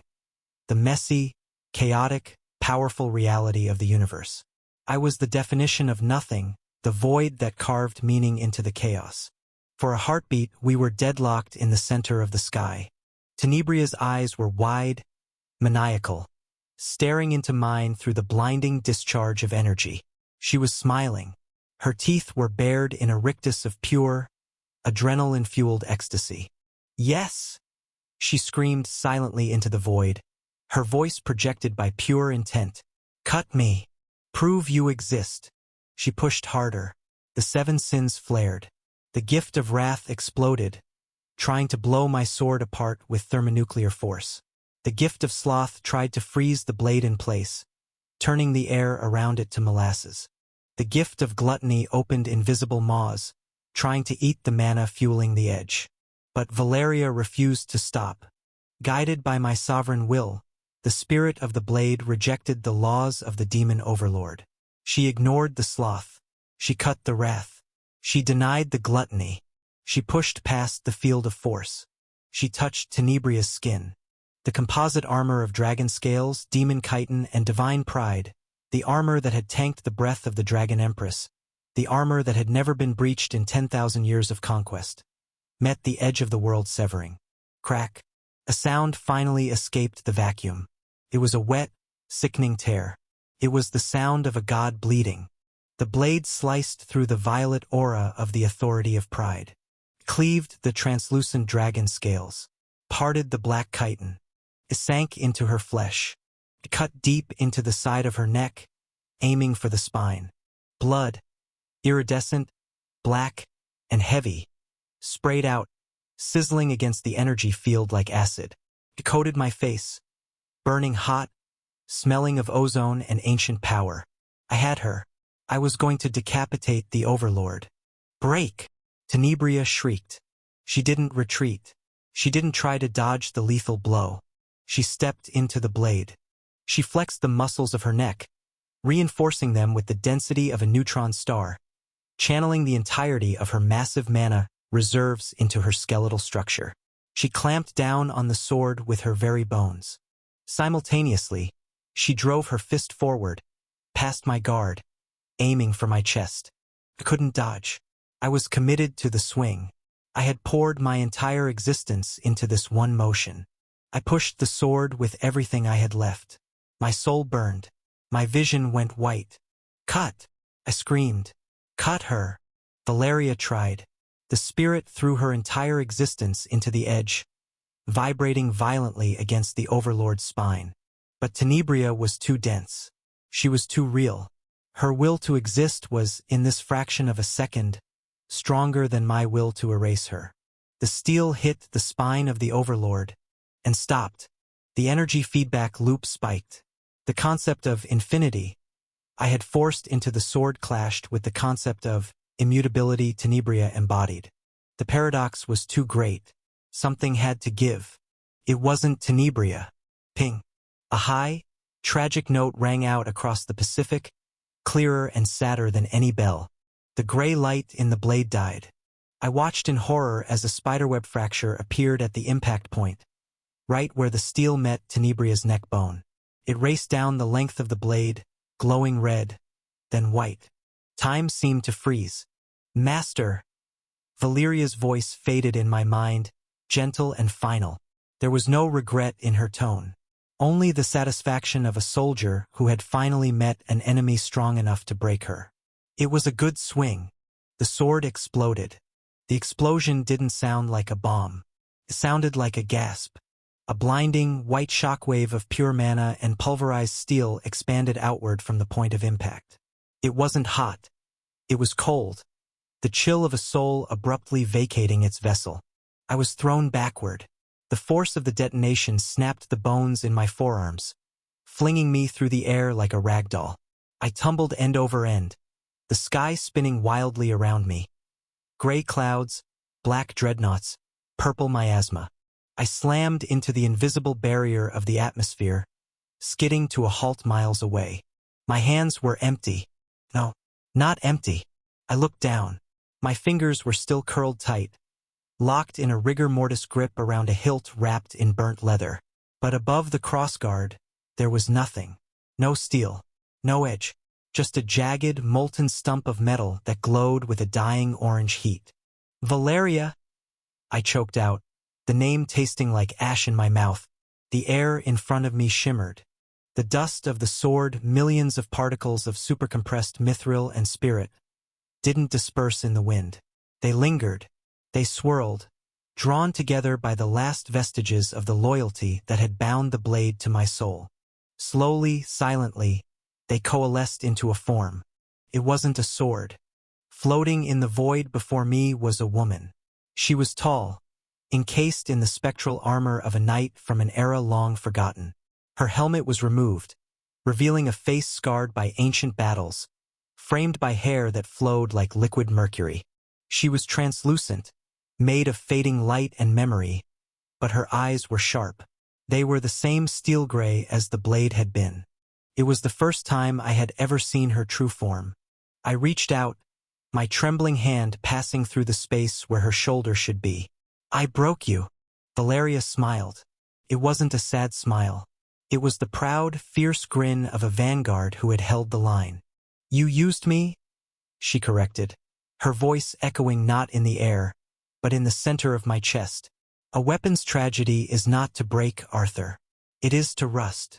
She looked down at her own fading hands, then back at me.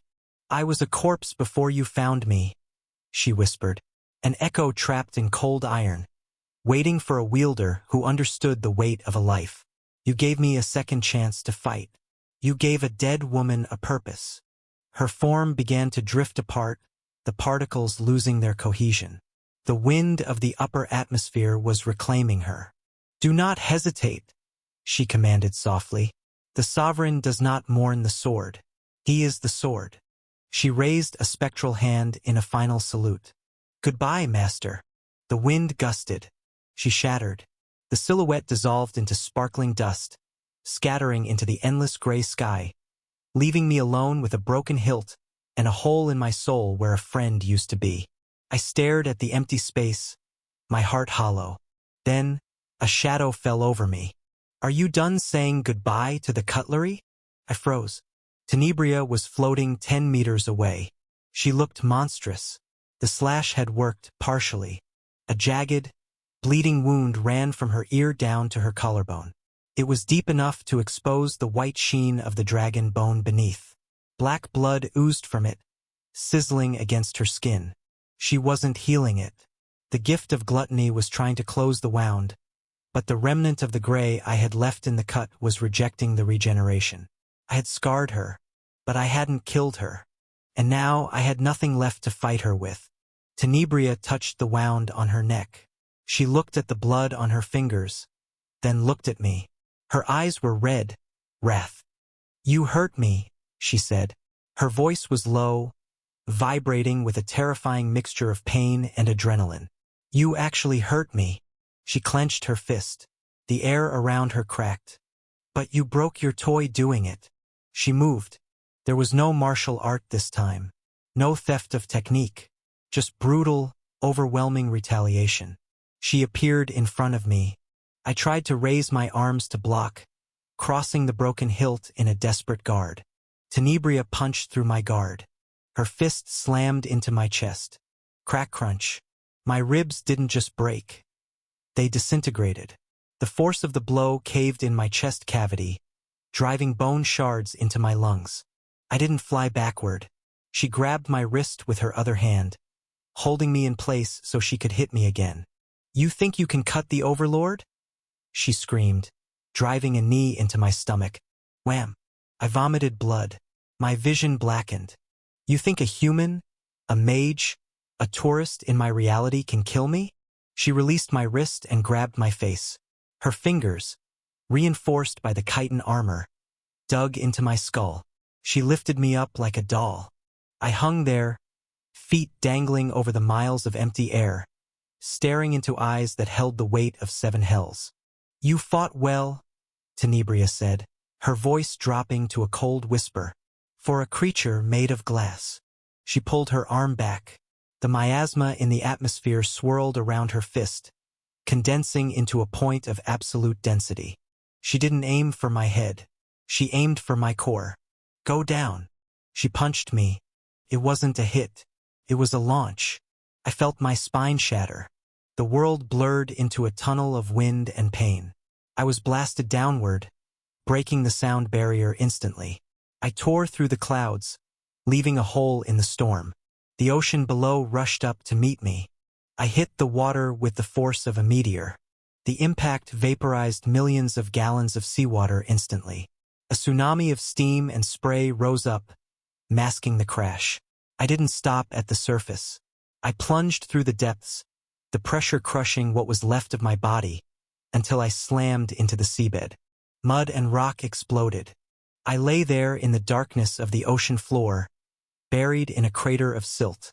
My body was ruined. My arms were twisted at impossible angles. My chest was a crater. My mana channels were ruptured, leaking blue light into the black water. I couldn't move, couldn't breathe. I could only feel. I felt the cold water pressing down. I felt the fading warmth of the broken hilt still clutched in my hand. And I felt her. High above, miles away in the sky, Tenebria was descending. She wasn't rushing. She was sinking slowly, savoring the victory. I had thrown everything at her. I had used the strongest sword in the world. I had used the 10th circle. I had used the miasma. And I had lost. "Valeria," I thought, my mind drifting toward the darkness. "I'm sorry." The water around me began to boil. Not from heat, from presence. Tenebria landed on the surface of the ocean. She didn't sink. She stood on the waves, her aura parting the water, creating a tunnel of air all the way down to the seabed where I lay. She looked down at me from the surface, a god peering into a grave. "Is that it?" Her voice boomed down the tunnel, amplified by the water walls. "Is that the extent of the sovereign?" I tried to move my finger. It twitched. I wasn't dead. Akasha's blood, The blood of the Overlord, it was still in my system. It was fighting to keep me alive. It was eating the damage, stitching my heart back together with threads of chaotic miasma. But without a weapon, without a focus, I was just a broken man in a hole. Tenebria sighed. I saw her turn away, dismissing me. Boring. She began to walk toward the coastline, toward the human cities she intended to conquer. I lay in the mud, staring at the broken hilt in my hand. Use me. The thought wasn't Valeria's. It was mine, but it felt older. I looked at the hilt, then I looked at my hand. The flesh was fused to the metal. I didn't need a sword to channel the gray. I didn't need steel to define the boundary. Kasha had said it. To defeat everything, you must use nothing. I let go of the hilt. It drifted away into the silt. My hand was empty, and in that emptiness, for the first time, I felt the true weight of the sovereignty. I lay in the silt, staring up at a circle of distant, violent sky framed by walls of rushing water. Tenebria hadn't left. She had parted the great ocean like a curtain, creating a dry cylinder of air that reached all the way down to the seabed where I lay broken. The sheer water pressure of the depths should have collapsed in on us, crushing everything instantly. But her will, amplified by the authority of pride, simply refused to let the water touch her. She descended slowly, floating down the shaft of air until her boots touched the muddy floor of the crater. She didn't look like a monster. She looked like a conqueror inspecting a collapsed bridge. She walked over to me. Her coat was shredded. The wound on her neck, the one Valeria had died to inflict, was still weeping black blood, refusing to heal fully against the lingering resonance of my sovereign intent. I tried to move. My body screamed. My spine was knitting itself back together, the blood of the Overlord acting as a chaotic, aggressive adhesive, but the pain was blinding. I managed to prop myself up on one shattered elbow, coughing up brine and blood. Tenebria stopped 2 feet away. She looked down at me, her eyes shifting to a contemplative blue. Sloth. You're alive, she stated. It wasn't a question. A fall from the exosphere, followed by a punch that cracked the continental shelf. And you're still conscious. She crouched down, resting her forearms on her knees. She looked almost disappointed. Not that I survived, but that the fight had ended so abruptly. You relied on the metal, she said softly, reaching out to touch the empty space where my sword hand lay. You poured all your definition, all yourself into that stick. When it broke, your concept broke with it. She tapped my chest, right over my heart. You tried to carry an ocean in a paper cup, Arthur. It was bound to burst. I wheezed, spitting out a clot of blood. I almost took your head. Tenebria laughed. It was a genuine, bright sound that echoed strangely in the damp crater. She touched the wound on her neck, bringing away a finger slick with black blood. You did, she admitted. She showed me the blood. This is the first time I've bled since the Dragon War. Tiamat didn't cut me. Bahamut didn't cut me. You did. She stared at the blood, her expression shifting. The arrogance faded, replaced by a strange, Darwinian respect. You understand it, don't you? She asked, her voice dropping to a whisper. The hunger, the need to be more than what you were born as. She leaned in closer. I saw your memories in the library, Arthur. You weren't a god. You were a mortal, a weak, fragile thing that died in a dungeon in your first life. You clawed your way back. You stole powers. You broke rules.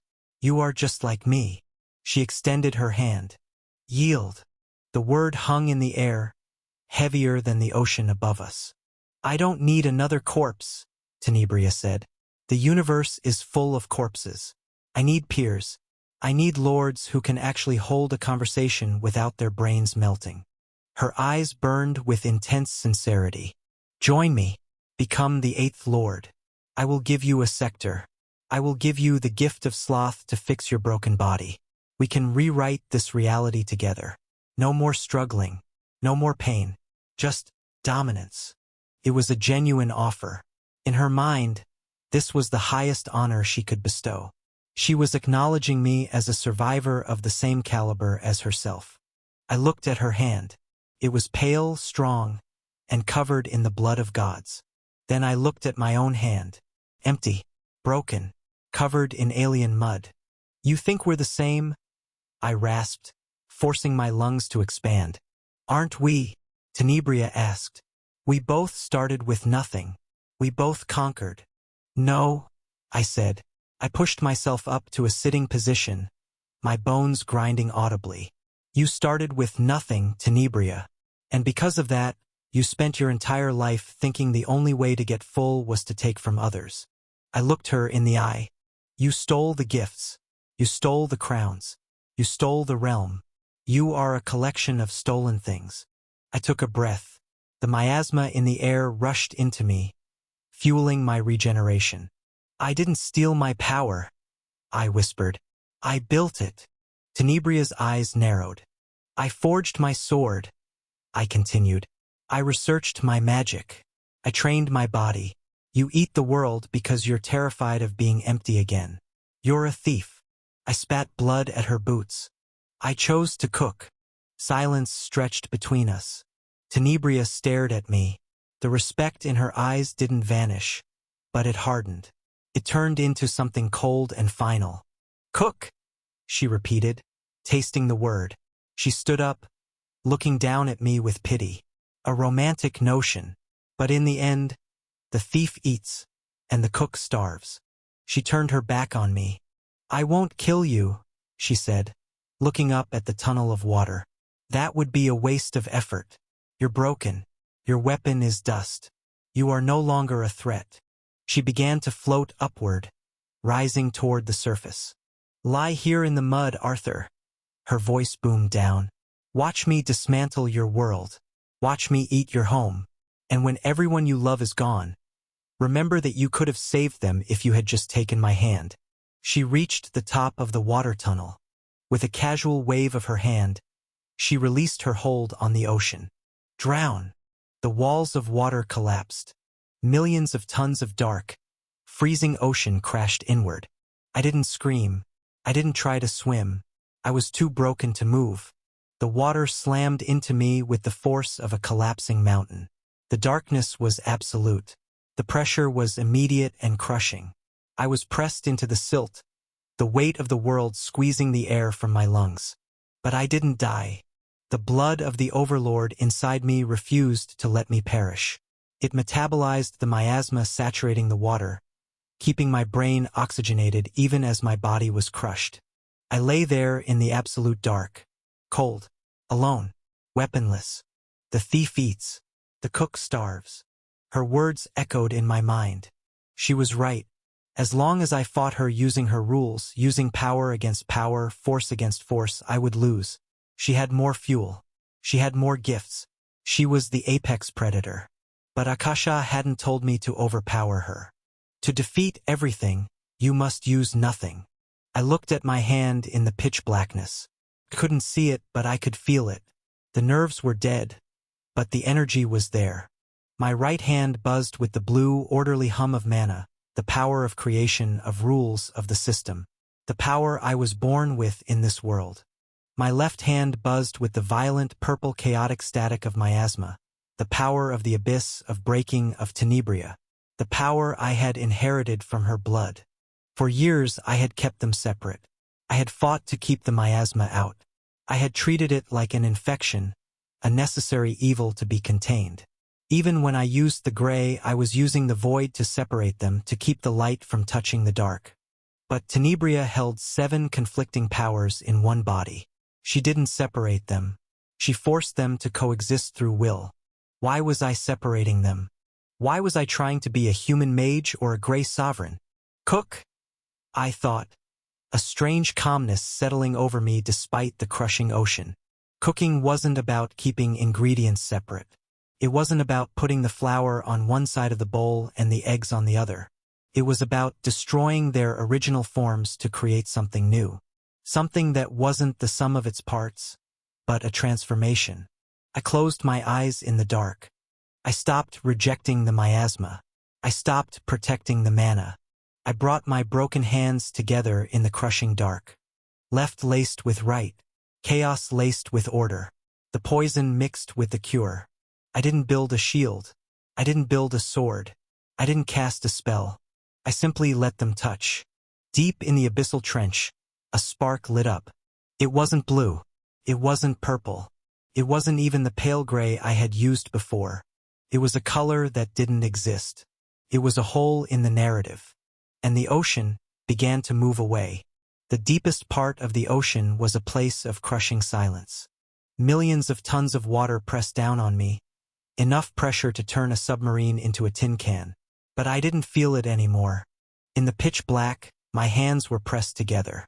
For my entire second life, I had treated mana and miasma like oil and water.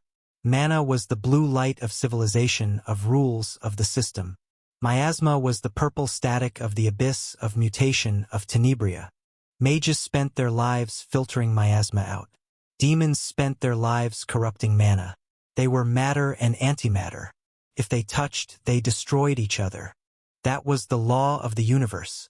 But tenebria had proven that laws were just suggestions for those with enough will to ignore them. I am not a mage, I thought, the realization settling over me like a warm blanket in the freezing dark. And I am not a demon. My left hand burned with the chaotic, violet energy of the Overlord's blood. My right hand hummed with the orderly, blue frequency of the divine 10th circle. I didn't try to balance them. I didn't try to keep them safe. I crushed them together. Pain, absolute and white-hot, shot up my arms. Felt like I had grabbed a live wire with wet hands. My veins bulged, turning black, then blue, then black again. My heart hammered against my ribs, struggling to pump blood that was rapidly changing its fundamental state. The two energies warred. They tried to detonate. They tried to tear my body apart at the atomic level. No, I whispered into the dark. I engaged the Myth Weaver. I engaged the Grey. I didn't use them as powers. I used them as a kiln. You are not enemies, I told the energies. You are ingredients. I forced the chaos to submit to the order. I forced the order to accept the chaos. I ground them down, stripping away the definitions of blue and purple, removing the labels of good and evil. I reduced them to their base component, power, and then I fused them. The vibration stopped. The burning in my veins vanished. The silence in the trench deepened. It wasn't the silence of emptiness. It was the silence of a held breath. I opened my hands. Hovering between my palms was a small, rotating sphere. It wasn't light. It wasn't dark.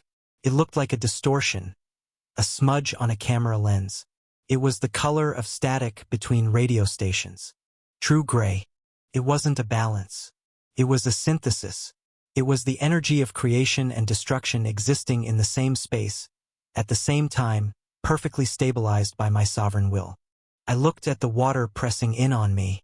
I didn't cast a spell. I didn't chant. I simply expanded the sphere.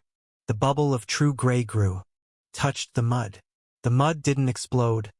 It simply ceased to exist. Touched the water. The water didn't boil. It vanished. I stood up. My broken legs knitted together instantly, not with the messy regeneration of gluttony or the healing light of mana, but because I defined them as whole. I looked up toward the distant surface. Time to serve, I whispered. I kicked off the seabed. I didn't swim. I fell up. The surface. Tenebria was bored. She floated a few hundred meters above the waves, watching the devastation she was wreaking on the coastline. The Alliance fleet, a collection of human battleships and refugee starskiffs, was burning. She flicked a finger. A bolt of wrath vaporized a destroyer.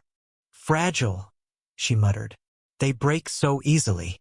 She looked down at the spot where she had drowned the Sovereign. The water was calm. The ripples had long since faded. A pity, she sighed, her eyes shifting to blue, sloth. He had potential, but he clung to his tools. She turned away, ready to fly toward the capital city on the horizon. A sound like a massive intake of breath came from the ocean. Tenebria paused. She looked back. The water wasn't bubbling. There were no waves, but a hole was opening in the ocean. A perfect circle of emptiness, 50 meters wide, appeared on the surface. The water around it was perfectly flat, cut as if by a laser. Rising from the center of the hole was a man. He wasn't flying on wind. He wasn't propelled by jet thrusters. He was simply rising, defying gravity without effort. He was covered in mud and silt. His clothes were rags, but he looked clean. Tenebria frowned. Her divine senses swept over him. Nothing. She couldn't sense him. Before, Arthur had been a beacon of blue mana and gray divinity. He had been loud. Now, he didn't register on her radar. If she closed her eyes, he didn't exist. He was a blind spot in the universe. "You survived," Tenebria called out, her curiosity piqued. Her eyes shifted to orange. Gluttony. "Tenacious. Did you decide to take my offer?" Arthur stopped rising. He hovered at eye level with her, about 50 meters away. He didn't answer. He looked at his right hand. It was empty. "Where is your stick?" Tenebria mocked. "Did you leave the broken pieces in the mud?" Arthur looked at her. His eyes were no longer gray. They were the same non-color as the energy I had seen in the trench. "I don't need the stick," Arthur said. His voice didn't boom. It didn't vibrate in her skull. It was just normal, terrifyingly normal. He raised his empty hand. He curled his fingers as if gripping a hilt. Tenebria scoffed. "Pantomime? You've lost your mind." Arthur didn't smile. "Manifest." He didn't summon a sword. The air around his hand distorted. Space twisted, collapsed, and screamed. A shape formed. It wasn't made of steel. It wasn't made of light. It was made of nullity. It looked like someone had taken a pair of scissors and cut the shape of a sword out of reality, revealing the white void of the page underneath. It shimmered with a terrible, glitch-like instability. The intangible sword. Tenebria's smile vanished. The hair on the back of her neck stood up. Her instincts, the instincts of a predator that had hunted gods, were screaming one word. "Danger." "What is that?" she whispered. "This?" Arthur asked, looking at the void blade in his hand. "This is the answer." He took a step forward. Tenebria didn't wait. She sensed the threat. Authority of wrath, kinetic lance. She punched the air. A beam of pure, red destruction, enough to level a mountain, shot toward him at the speed of light. Arthur didn't dodge. He didn't block. He swung the emptiness. The void blade met the kinetic lance. There was no explosion. The blade sliced through the beam. It didn't deflect it. It deleted it. The red energy touched the sword and simply vanished, severed from the timeline. The beam split in half, passing harmlessly on either side of him. Tenebria froze. "That's my turn," Arthur said. He swung again. He was 50 meters away. The sword was 3 feet long. By all laws of physics, he should have missed. But the sword didn't care about distance. Cut the concept of distance. A line of distortion raced toward Tenebria. She reacted instantly. Authority of pride, absolute defense. Authority of sloth, stagnation field. Dragon scales, magic immunity. She layered her strongest defenses. She crossed her arms, confident in her invincibility. The distortion hit her arms. It didn't impact, passed through. Slick. Tenebria blinked. She looked at her arms. The pride barrier was gone. The sloth field was gone. The dragon scales were intact. But then her left arm fell off. It detached at the elbow, sliding cleanly off her body. It tumbled through the air, spraying black blood, before splashing into the ocean below. Tenebria stared at the stump. It was a perfectly smooth cut, cauterized not by heat, but by the cessation of biology. She looked up at Arthur. Her eyes were wide, trembling with a shock she hadn't felt in 10,000 years. "You?" she gasped. Arthur lowered the intangible sword. He looked calm, sovereign. "I told you," he said softly. "I'm the cook." He pointed the void at her. "And I'm deadening you." Tenebria stared at the empty space where her left arm used to be. The stump wasn't bleeding anymore. It was capped by a layer of gray static, a localized reality failure that refused to acknowledge biology. Her eyes shifted to orange. Gluttony. Regrow, she commanded. The miasma in the air rushed toward the injury, swirling in a vortex of healing potential. Flesh bubbled, bone tried to knit, and then it fizzled. The energy hit the gray static and dissipated. The universe whispered a new rule. Tenebria has no left arm. You? Tenebria looked up, her face twisting from shock into a rictus of pure, unadulterated fury. You broke my symmetry, she screamed. It wasn't a battle cry. It was a sonic weapon amplified by the authority of wrath. The ocean below boiled from the sheer frequency. D. She raised her remaining hand. She didn't hold back. She unleashed the 7 sins simultaneously. Around her, space fractured. Portals of gluttony opened, trying to devour the light. Beams of wrath fired in erratic, explosive patterns. Fields of sloth expanded to freeze the atoms of the air. Illusions of envy fractured her image into 1,000 copies. It was a chaotic storm of godhood, a barrage meant to overload the senses and erase matter. I stood floating in the center of the apocalypse. My hand felt light. The intangible sword, the construct of true gray, had no weight because it had no mass. It was simply a direction. I looked at the incoming storm. Messy, I whispered. I stepped forward.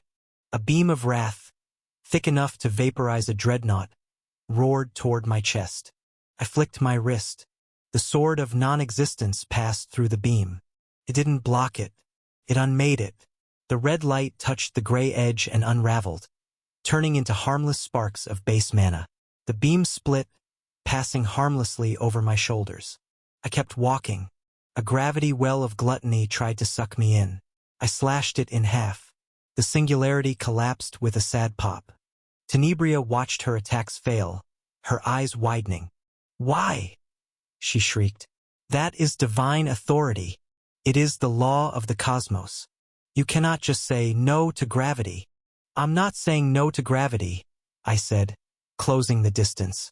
I'm saying no to you. I was 10 meters away. Tenebria panicked. Her instincts, the ones that had kept her alive in the abyss, took over. Authority of envy, covetous step. She tried to teleport. She wanted the space behind me. She blurred. Stay, I said. I swung the sword horizontally. I didn't aim at her body. I aimed at the distortion in the air where she was trying to go. A sound like a zipper tearing echoed. Tenebria crashed out of her teleportation mid-transit. She stumbled in the air, falling to one knee on an invisible platform. My path? She gasped, clutching her chest. You cut the coordinates? I cut the envy, I corrected. I was in front of her now. Tenebria looked up. Her eyes flashed violet. Pride. She summoned her absolute defense, the field that rejected all harm. A wall of purple light solidified between us, dense enough to stop a planet collision. You cannot touch the Overlord, she screamed. I raised the void blade. There is no Overlord, I said. There is just a thief hiding behind a wall. I brought the sword down. The blade didn't even slow down. It passed through the authority of pride as if it were smoke. It struck Tenebria's shoulder. She screamed, a sound of genuine mortal terror. I didn't cut her arm off this time. I cut deeper. The blade passed through her flesh, through the dragon scale, through the demon chitin, and touched the soul beneath. I saw them, the 7 knots of stolen light, the gifts she had ripped from the corpses of her enemies. I aimed for the violet knot. Snip! The tension in the air snapped. The purple barrier shattered into glass-like shards that dissolved into rain. Tenebria fell back, clutching her chest. She looked at her hands. The violet aura that usually coated her skin, the supernatural durability that made her immune to damage, flickered and died. My pride, she whispered, her voice trembling. I can't feel my pride. You never earned it, I said, stepping closer. So I'm taking it back. Tenebria scrambled backward in the air, fear flooding her expression. For the first time in 10,000 years, she felt vulnerable. She felt soft. "Get away!" she shrieked. Her eyes turned green. She tried to use envy to speed herself up, to run away. I lunged. The intangible sword extended, the gray light stretching like a spear, pierced her thigh. It didn't draw blood. It drew green light. I twisted the blade. Snap! Tenebria convulsed. The supernatural speed vanished from her limbs. She went from a blur of motion to a sluggish, heavy thing. She flailed, her movements suddenly adhering to the laws of inertia she had ignored for eons. "My envy," she wailed. "Give it back. It's mine." "It was never yours," I said coldly. I was dissecting her. I wasn't killing the girl. I was killing the monster she had built around herself. She tried to punch me, desperate now. Her fist glowed red, wrath. I caught her wrist with my bare hand. The explosion of wrath detonated against my palm. My skin burned, the miasma in my blood hissing as it regenerated the damage instantly. I ignored the pain. I looked her in the eye. "Wrath," I noted. "Moloch's heart." I brought the sword up. "No," Tenebria pleaded, seeing the angle. "I need that. I need the strength. Without it, I'm weak." "Then be weak," I said. I slashed her bicep. The red light was severed. The explosive power in her muscles evaporated. Her arm went limp in my grip, transforming from a weapon of mass destruction into the thin, pale limb of a malnourished girl. She stared at her arm. It was trembling, not with power, but with weakness. She looked at me, tears of black blood streaming down her face. She wasn't the overlord anymore. She was the runt. "Stop it," she sobbed, backing away, clutching her depowered arm. "Stop stripping me. I worked for this. I suffered for this." "You consumed for this," I corrected. I walked toward her. The intangible sword in my hand hummed, hungry for the next cut. "I'm not done," I said. "You still have 4 left." She had gluttony, regeneration. She had sloth, dampening. She had greed, theft. She had lust, connection. "Please," she whispered, backing up until her back hit the invisible wall of the atmospheric pressure she could no longer control. "If you take them, I'll die. The miasma will kill me. I have no gift of my own." I stopped. I looked at her, really looked at her. Beneath the remaining layers of stolen godhood, I saw the child from the memory. The one shivering in the alleyway, dying of poison in the air she breathed. "I know," I said softly. I raised the blade. "That's why I have to finish it." Tenebria was cornered against the invisible wall of the atmosphere. She looked terrifyingly small. The massive, dominating presence of the overlord had shrunk. Her left arm was gone. Her right arm hung limp and useless, stripped of wrath. Her violet aura of pride was shattered. Her green speed of envy was severed. She was hyperventilating. "You can't do this," she stammered, her eyes darting around frantically. "I am the collection. I am the sum. You can't subtract from infinity." "You aren't infinity, Tenebria," I said, taking a step forward on the air. "You're just a math equation, and I'm solving for 0. I raised my free hand. The blue mana and purple miasma inside me swirled, flowing down my arm, not into the sword, but into the air around me. Circles appeared. 1, 2, 3, 10. 10 concentric rings of gray light manifested behind my back, rotating slowly. They weren't made of fire or ice. They were made of script. They were the command lines of reality. 10th circle magic. In the past, I had used this to create effects, a fireball that wouldn't go out, a shield that couldn't break. But combined with the true gray, I realized that was a waste. I didn't need to create effects. I needed to delete them. "Stay back," Tenebria shrieked. She dug deep. She tapped into the authority of greed. Her shadow expanded, turning into a massive golden maw. Authority of greed. Universal confiscation. The golden maw lunged at me. It wasn't trying to eat my flesh. It was trying to eat my power. It sought to rip the gray right out of my soul and add it to her collection. It was the technique she had used to humble Tiamat. I didn't swing my sword. I spun the rings behind me. 10th circle, Edict of Ownership. The gray rings pulsed. A ripple of law washed over the golden maw. The concept of theft was overwritten. The golden maw slammed into me and shattered like glass. Couldn't grab anything because the edict declared that my power belongs only to me. Tenebria gasped as the feedback hit her. I blurred forward. The intangible sword flashed. I cut across her chest, aiming for the golden knot of light in her soul. The authority of greed severed. The golden light bled out of her, dissolving into sparks. "No!" she wailed, clutching her chest. "My gold! I earned that. I took that." She was panic-casting now. Her eyes turned blue. Sloth. Authority of sloth. Absolute zero stagnation. The air froze. Not temperature, but time. The molecules around me stopped vibrating. She was trying to trap me in a permanent stasis field, to leave me frozen in the sky forever. I felt the lethargy hit me. My limbs felt heavy. My thoughts slowed down. I turned the rings again. 10th circle, Edict of Motion. The universe must move. The gray rings spun violently. The stagnation shattered. The frozen air exploded outward. I stepped through the shattered time field. I slashed downward.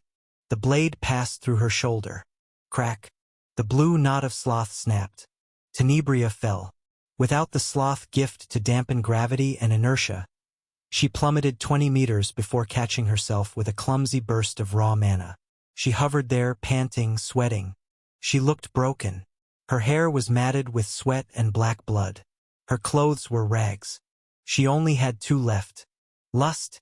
Connection. Gluttony. Regeneration. She looked at me with wide, tear-filled eyes. She realized she couldn't win a fight, so she tried to win the person. Her eyes turned pink. She didn't attack. She projected. Authority of lust. Soul resonance. It wasn't a beam. It was a feeling.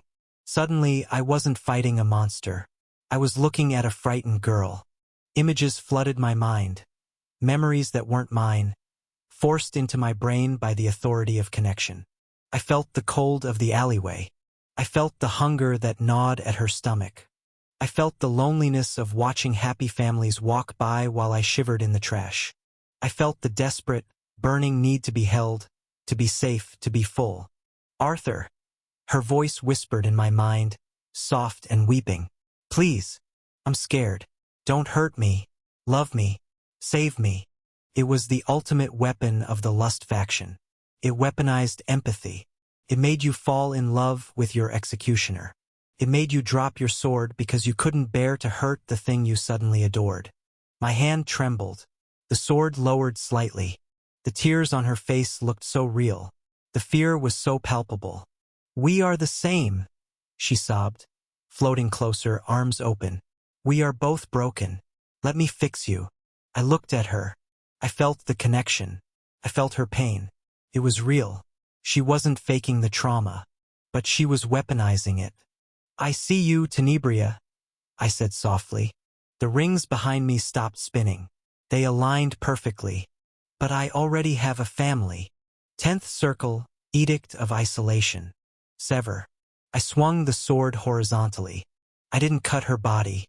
I cut the pink thread connecting our minds. The psychic link snapped. The false love vanished. The empathy remained, but the manipulation died. Tenebria screamed as the backlash hit her mind. She clutched her head, blood pouring from her nose. "Get out of my head!" she shrieked. I stepped in. I thrust the sword into her stomach. I twisted. The pink knot of lust unraveled. She gasped, her eyes going wide. The seductive aura, the supernatural charisma, the ability to manipulate emotions, gone. She hung in the air, held up only by my hand on her shoulder. She was trembling violently. "One," I whispered. She looked down at her chest. Only one light remained, the first one she had ever stolen. The one that kept her alive. Orange? Gluttony. It was the engine. It was the only reason she wasn't dead from miasma poisoning right now. It was actively metabolizing the toxic air and healing the massive structural damage I had inflicted. "Don't," she whispered. Her voice was tiny. It was the voice of the runt. "Please. Not that one. I'll starve. It burns, Arthur. The air burns." She grabbed my shirt with her one working hand. Her grip was weak. "I'll give you the Empire," she begged. "I'll leave. I'll go to deep space. Just let me keep the hunger. It's the only thing that keeps me warm." I looked at the gift of gluttony pulsing in her chest. It was a cancer. It was a black hole that would never be filled. As long as she had it, she would consume. She would eat worlds, stars, and civilizations, trying to fill a void that had no bottom. "You're already starving," I told her gently. "This isn't food. It's a parasite." I raised the intangible sword for the final stroke. "I'm not killing you, Tenebria." The gray rings behind me dissolved, flowing into the blade. "I'm curing you." 10th Circle, Edict of Famine. I drove the blade into her heart. Tenebria threw her head back. She opened her mouth to scream, but no sound came out. The orange light exploded. The gift of gluttony, the crown of the usurper, the first sin, the engine of the overlord shattered. The regeneration stopped. The consumption stopped. The metabolization of miasma stopped. I pulled the sword out. The blade dissolved into mist. Tenebria collapsed. Caught her. She wasn't heavy anymore. Without the density of the gifts, without the stolen mass, she was light. Fragile. I held her as we slowly drifted down toward the surface of the ocean. She wasn't the overlord. She wasn't the apex. She was just a girl who had forgotten how to be anything but a monster. We landed on the wreckage of a demon dreadnought that was bobbing in the swells of the ocean. It was a jagged island of black steel, slick with oil and seawater. I laid her down on the plating. Tenebria didn't fight me. She couldn't.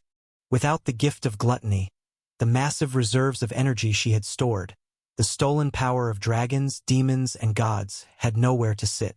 Her body, once a vessel of infinite capacity, had shrunk back to its original factory settings. She wasn't dying of poison. She was dying of atrophy. Her body, which had been reinforced by magic for 10,000 years, was suddenly just flesh. Couldn't support the weight of her own history. Her bones felt heavy. Her lungs felt too small to pull in the air she needed.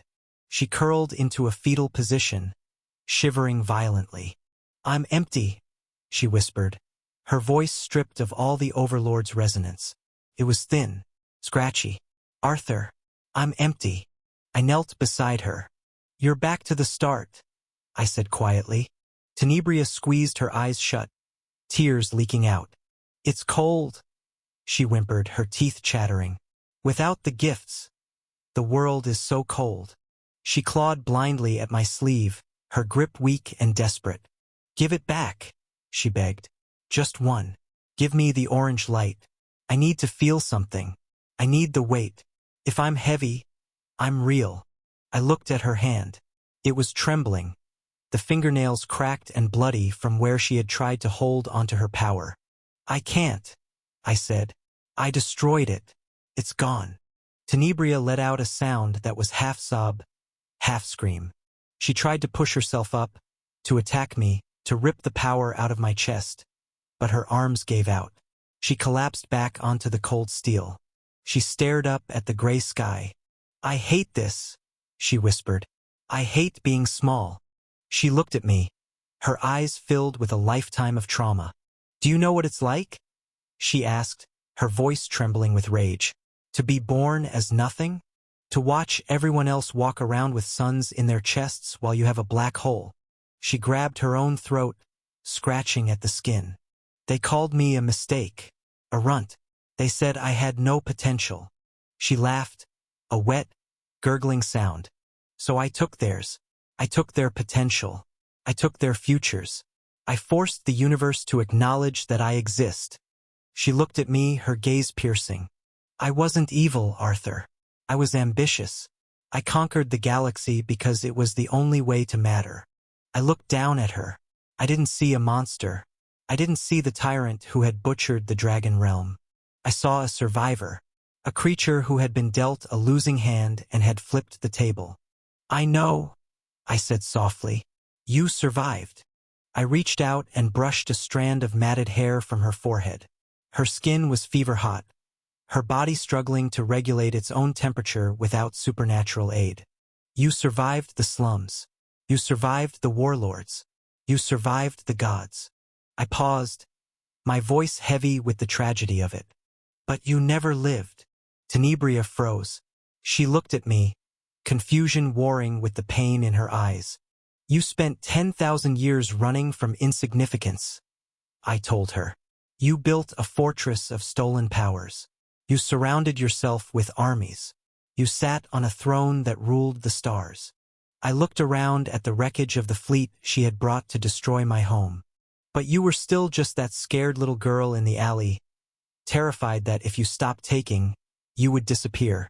I leaned in closer. You never cooked, Tenebria. You never built anything of your own. You never loved anything. You just consumed. And because of that, you were always empty. Tenebria stared at me, her mouth open to argue, to scream that I was wrong, that she was the apex, the sovereign of sins. But the words died in her throat, because she knew it was true. Even with 7 gifts, even with the power of a god, she had never felt safe. She had never felt full.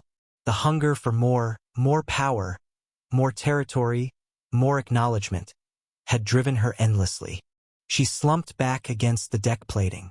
The fight went out of her. Her heart was failing, not from magic, but from exhaustion. Her natural lifespan, stretched thin by eons of supernatural abuse, was finally catching up to her.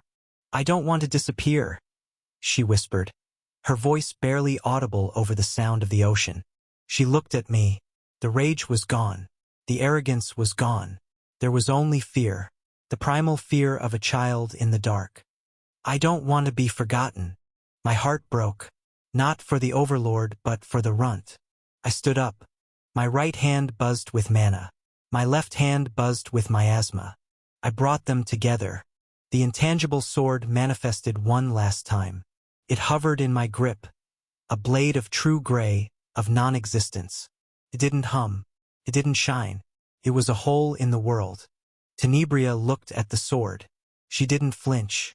She didn't beg for mercy. She looked relieved. Does it hurt? She asked, looking at the void blade.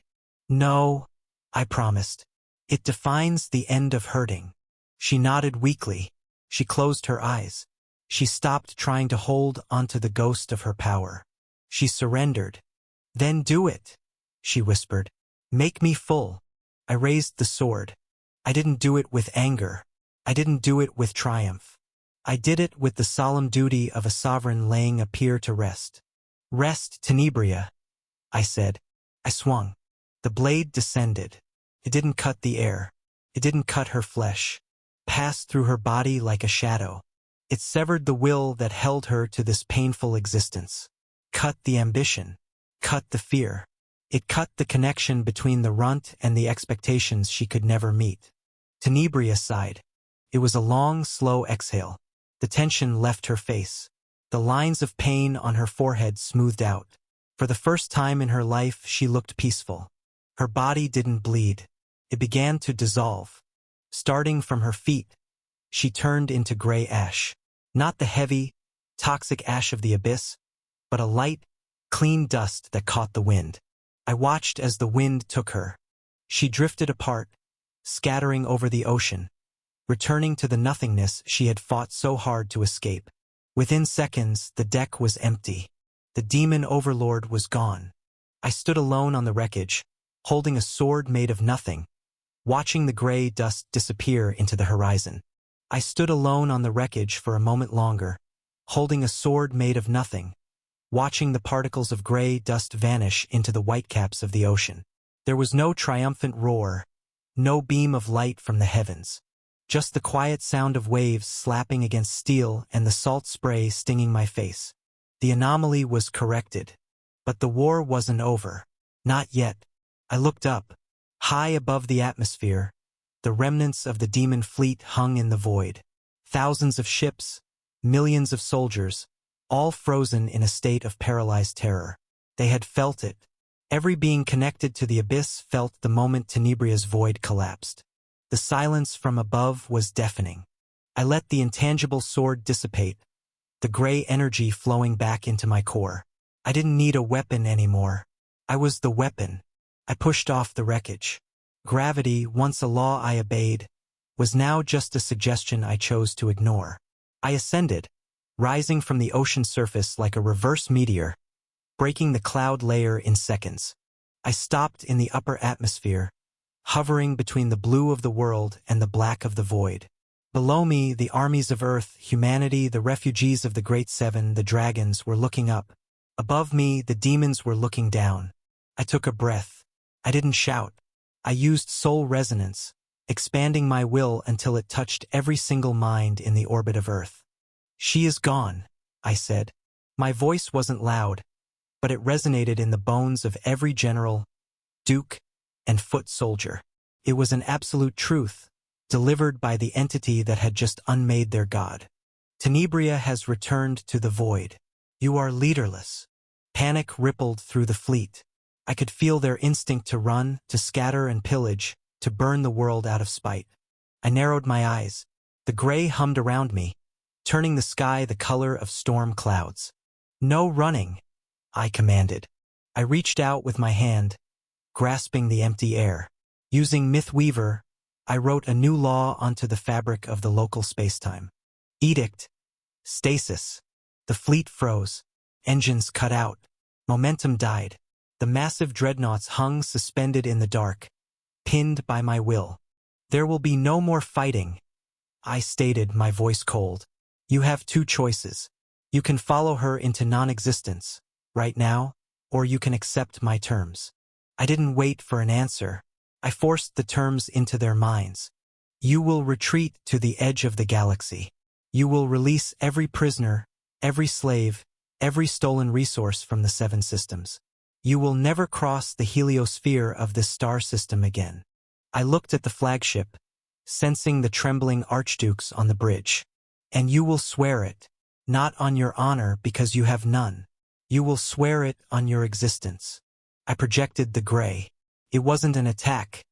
It was a contract, a binding of sovereign-level magic that wove itself into the core of every demon present.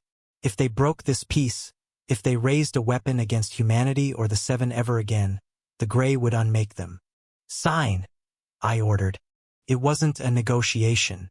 It was an ultimatum from a god to his subjects. One by one, the wills broke.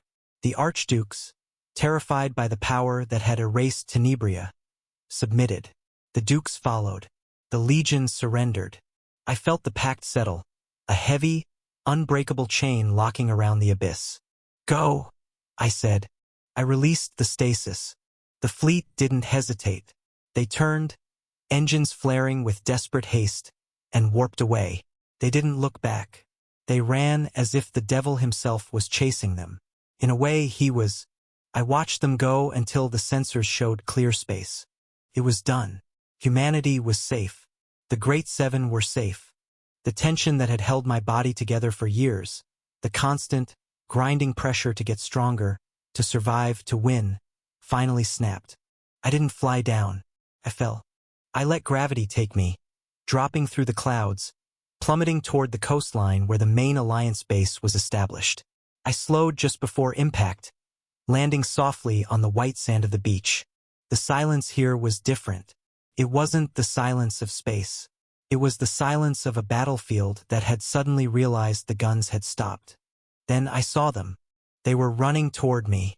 6 figures, battered, their armor cracked, their clothes stained with soot and blood, but moving with a speed that spoke of desperate relief.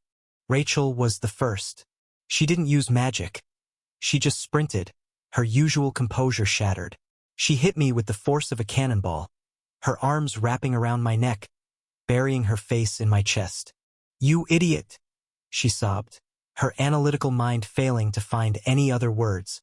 You absolute idiot. I'm back. I wheezed, hugging her tight. Then Serafina was there. Her icy reserve melted away, grabbing my arm as if to anchor me to the ground. Cecilia, the crown princess who never showed weakness, was gripping my shoulder, her head bowed against my back, shaking. Reka dropped to her knees in the sand, clutching my hand to her forehead, whispering thanks to a master she had never met.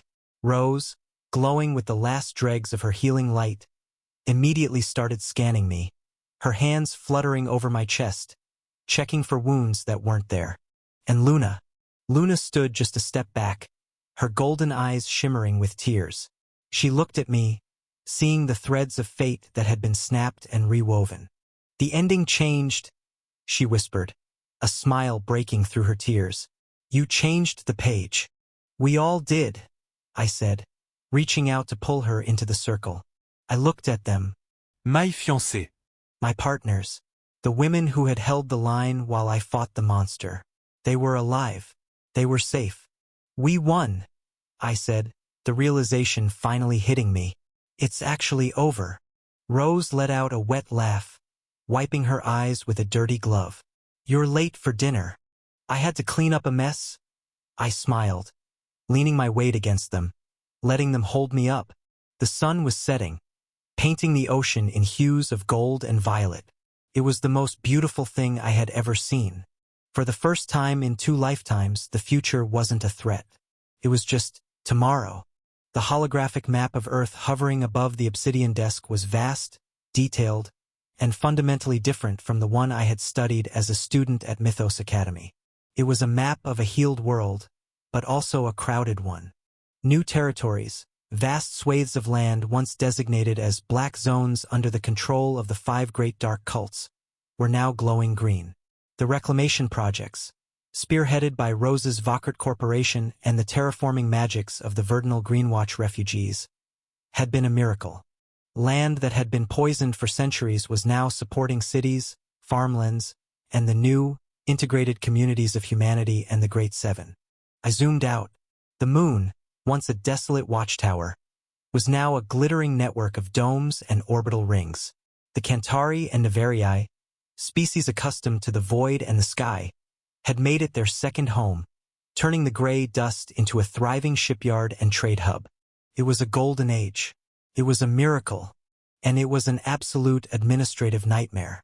Sign here, Cecilia said, dropping a stack of documents onto the desk with a heavy thud that shook the hologram.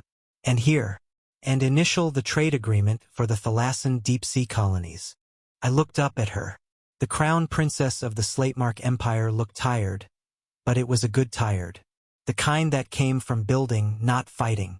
She wore her imperial colors not as armor, but as office wear. I thought saving the world meant I could retire, I complained, picking up the pen. It was a fountain pen, heavy and expensive. A gift from Lyra. You saved the world, Cecilia corrected. A small, amused smile touching her lips. Now you have to run it. That is the price of victory, Arthur. She wasn't wrong. The political landscape of Earth had shifted tectonically. The power vacuum left by the cults and the influx of refugees required a central, stabilizing force. And somehow, by accident or fate, that force was me. Cecilia was the heir to the central continent.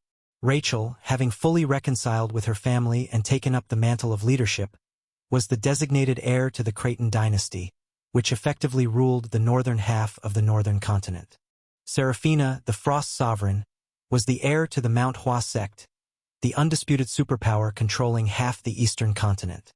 By marrying them in the future, along with Rose, the economic powerhouse, Reka, the martial icon, and Luna, the voice of the future, I had inadvertently become the linchpin of a global empire that spanned the majority of the planet. I didn't have a crown, but I had the signature that moved armies and economies. Rachel is asking for the surplus mana condensers for the northern expansion, I said, signing the Thalassan Treaty. Serafina needs the new alloy shipments for the sex reconstruction of the mountain arrays. I know, Cecilia said, taking the signed papers. I already routed them. You just need to approve the budget allocation. She paused, her gaze softening.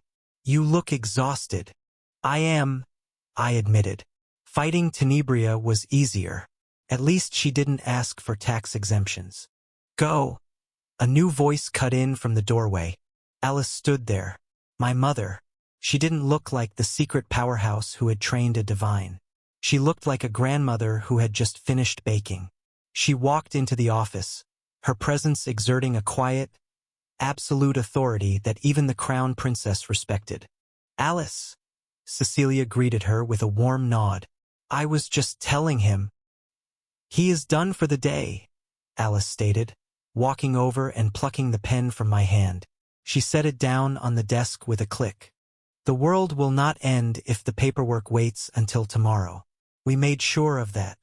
She looked at me, her eyes filled with that same profound pride I had seen in the Kagu courtyard, but settled now into a deep, contented peace. Go home, Arthur. Stella is waiting. I looked at the map one last time. The blinking lights of 1,000 cities, human and alien, living together. The peace I had fought for. It was secure. Yes, I said, standing up. The chair creaked. You're right. I didn't teleport. I walked out of the palace, taking a jumper to the private landing pad, and then a simple hovercar back to the penthouse. I wanted to see the city. I wanted to see the people walking on the streets, not looking at the sky in fear, but looking at their phones, their friends, their future. The penthouse was quiet when I arrived. The sun was setting, painting the Avalon skyline in hues of deep violet and gold. I found them on the balcony. Stella was sitting on the wide railing, her legs dangling over the edge of the city, fearless as always. She was older now, 17, her face losing the last of its childish roundness, replaced by the striking, intelligent beauty of a young woman who knew her own mind. She held a data slate in her lap, but she wasn't looking at it. She was looking at the moon. Standing behind her, a silent, imposing shadow in the twilight, was Erebus. The Lich King, my oldest companion, stood vigil, his skeletal form draped in fine, dark robes. He didn't move, but his purple eye flames flared in greeting as I stepped onto the balcony. Hey, Dad, Stella said, not turning around. She knew my step. You're early. Grandma kicked me out of the office, I said, coming to stand beside her. I leaned on the railing, looking out at the view. Good, Stella said. You work too much. For a guy who can rewrite reality, you're surprisingly bad at time management. I chuckled. Reality is easy. Bureaucracy is hard. She leaned her head against my arm. The new Gravlift prototype is working, she said softly. The Neverii engineers helped me with the wind shear calculations. It's going to change how we build cities, Dad. We can go higher. We can build without crushing the earth. I know, I said. I saw the reports. It's brilliant, Stell. It's just physics, she dismissed, but I could hear the smile in her voice. We stood there in silence for a long time. The wind ruffled her hair and tugged at my coat. The city below hummed, a living thing. It's really over, isn't it? She asked, her voice barely a whisper. I mean, really. I looked at the moon. I thought of the demon lords. I thought of Alisara. I thought of Tenebria, the void I had filled with truth.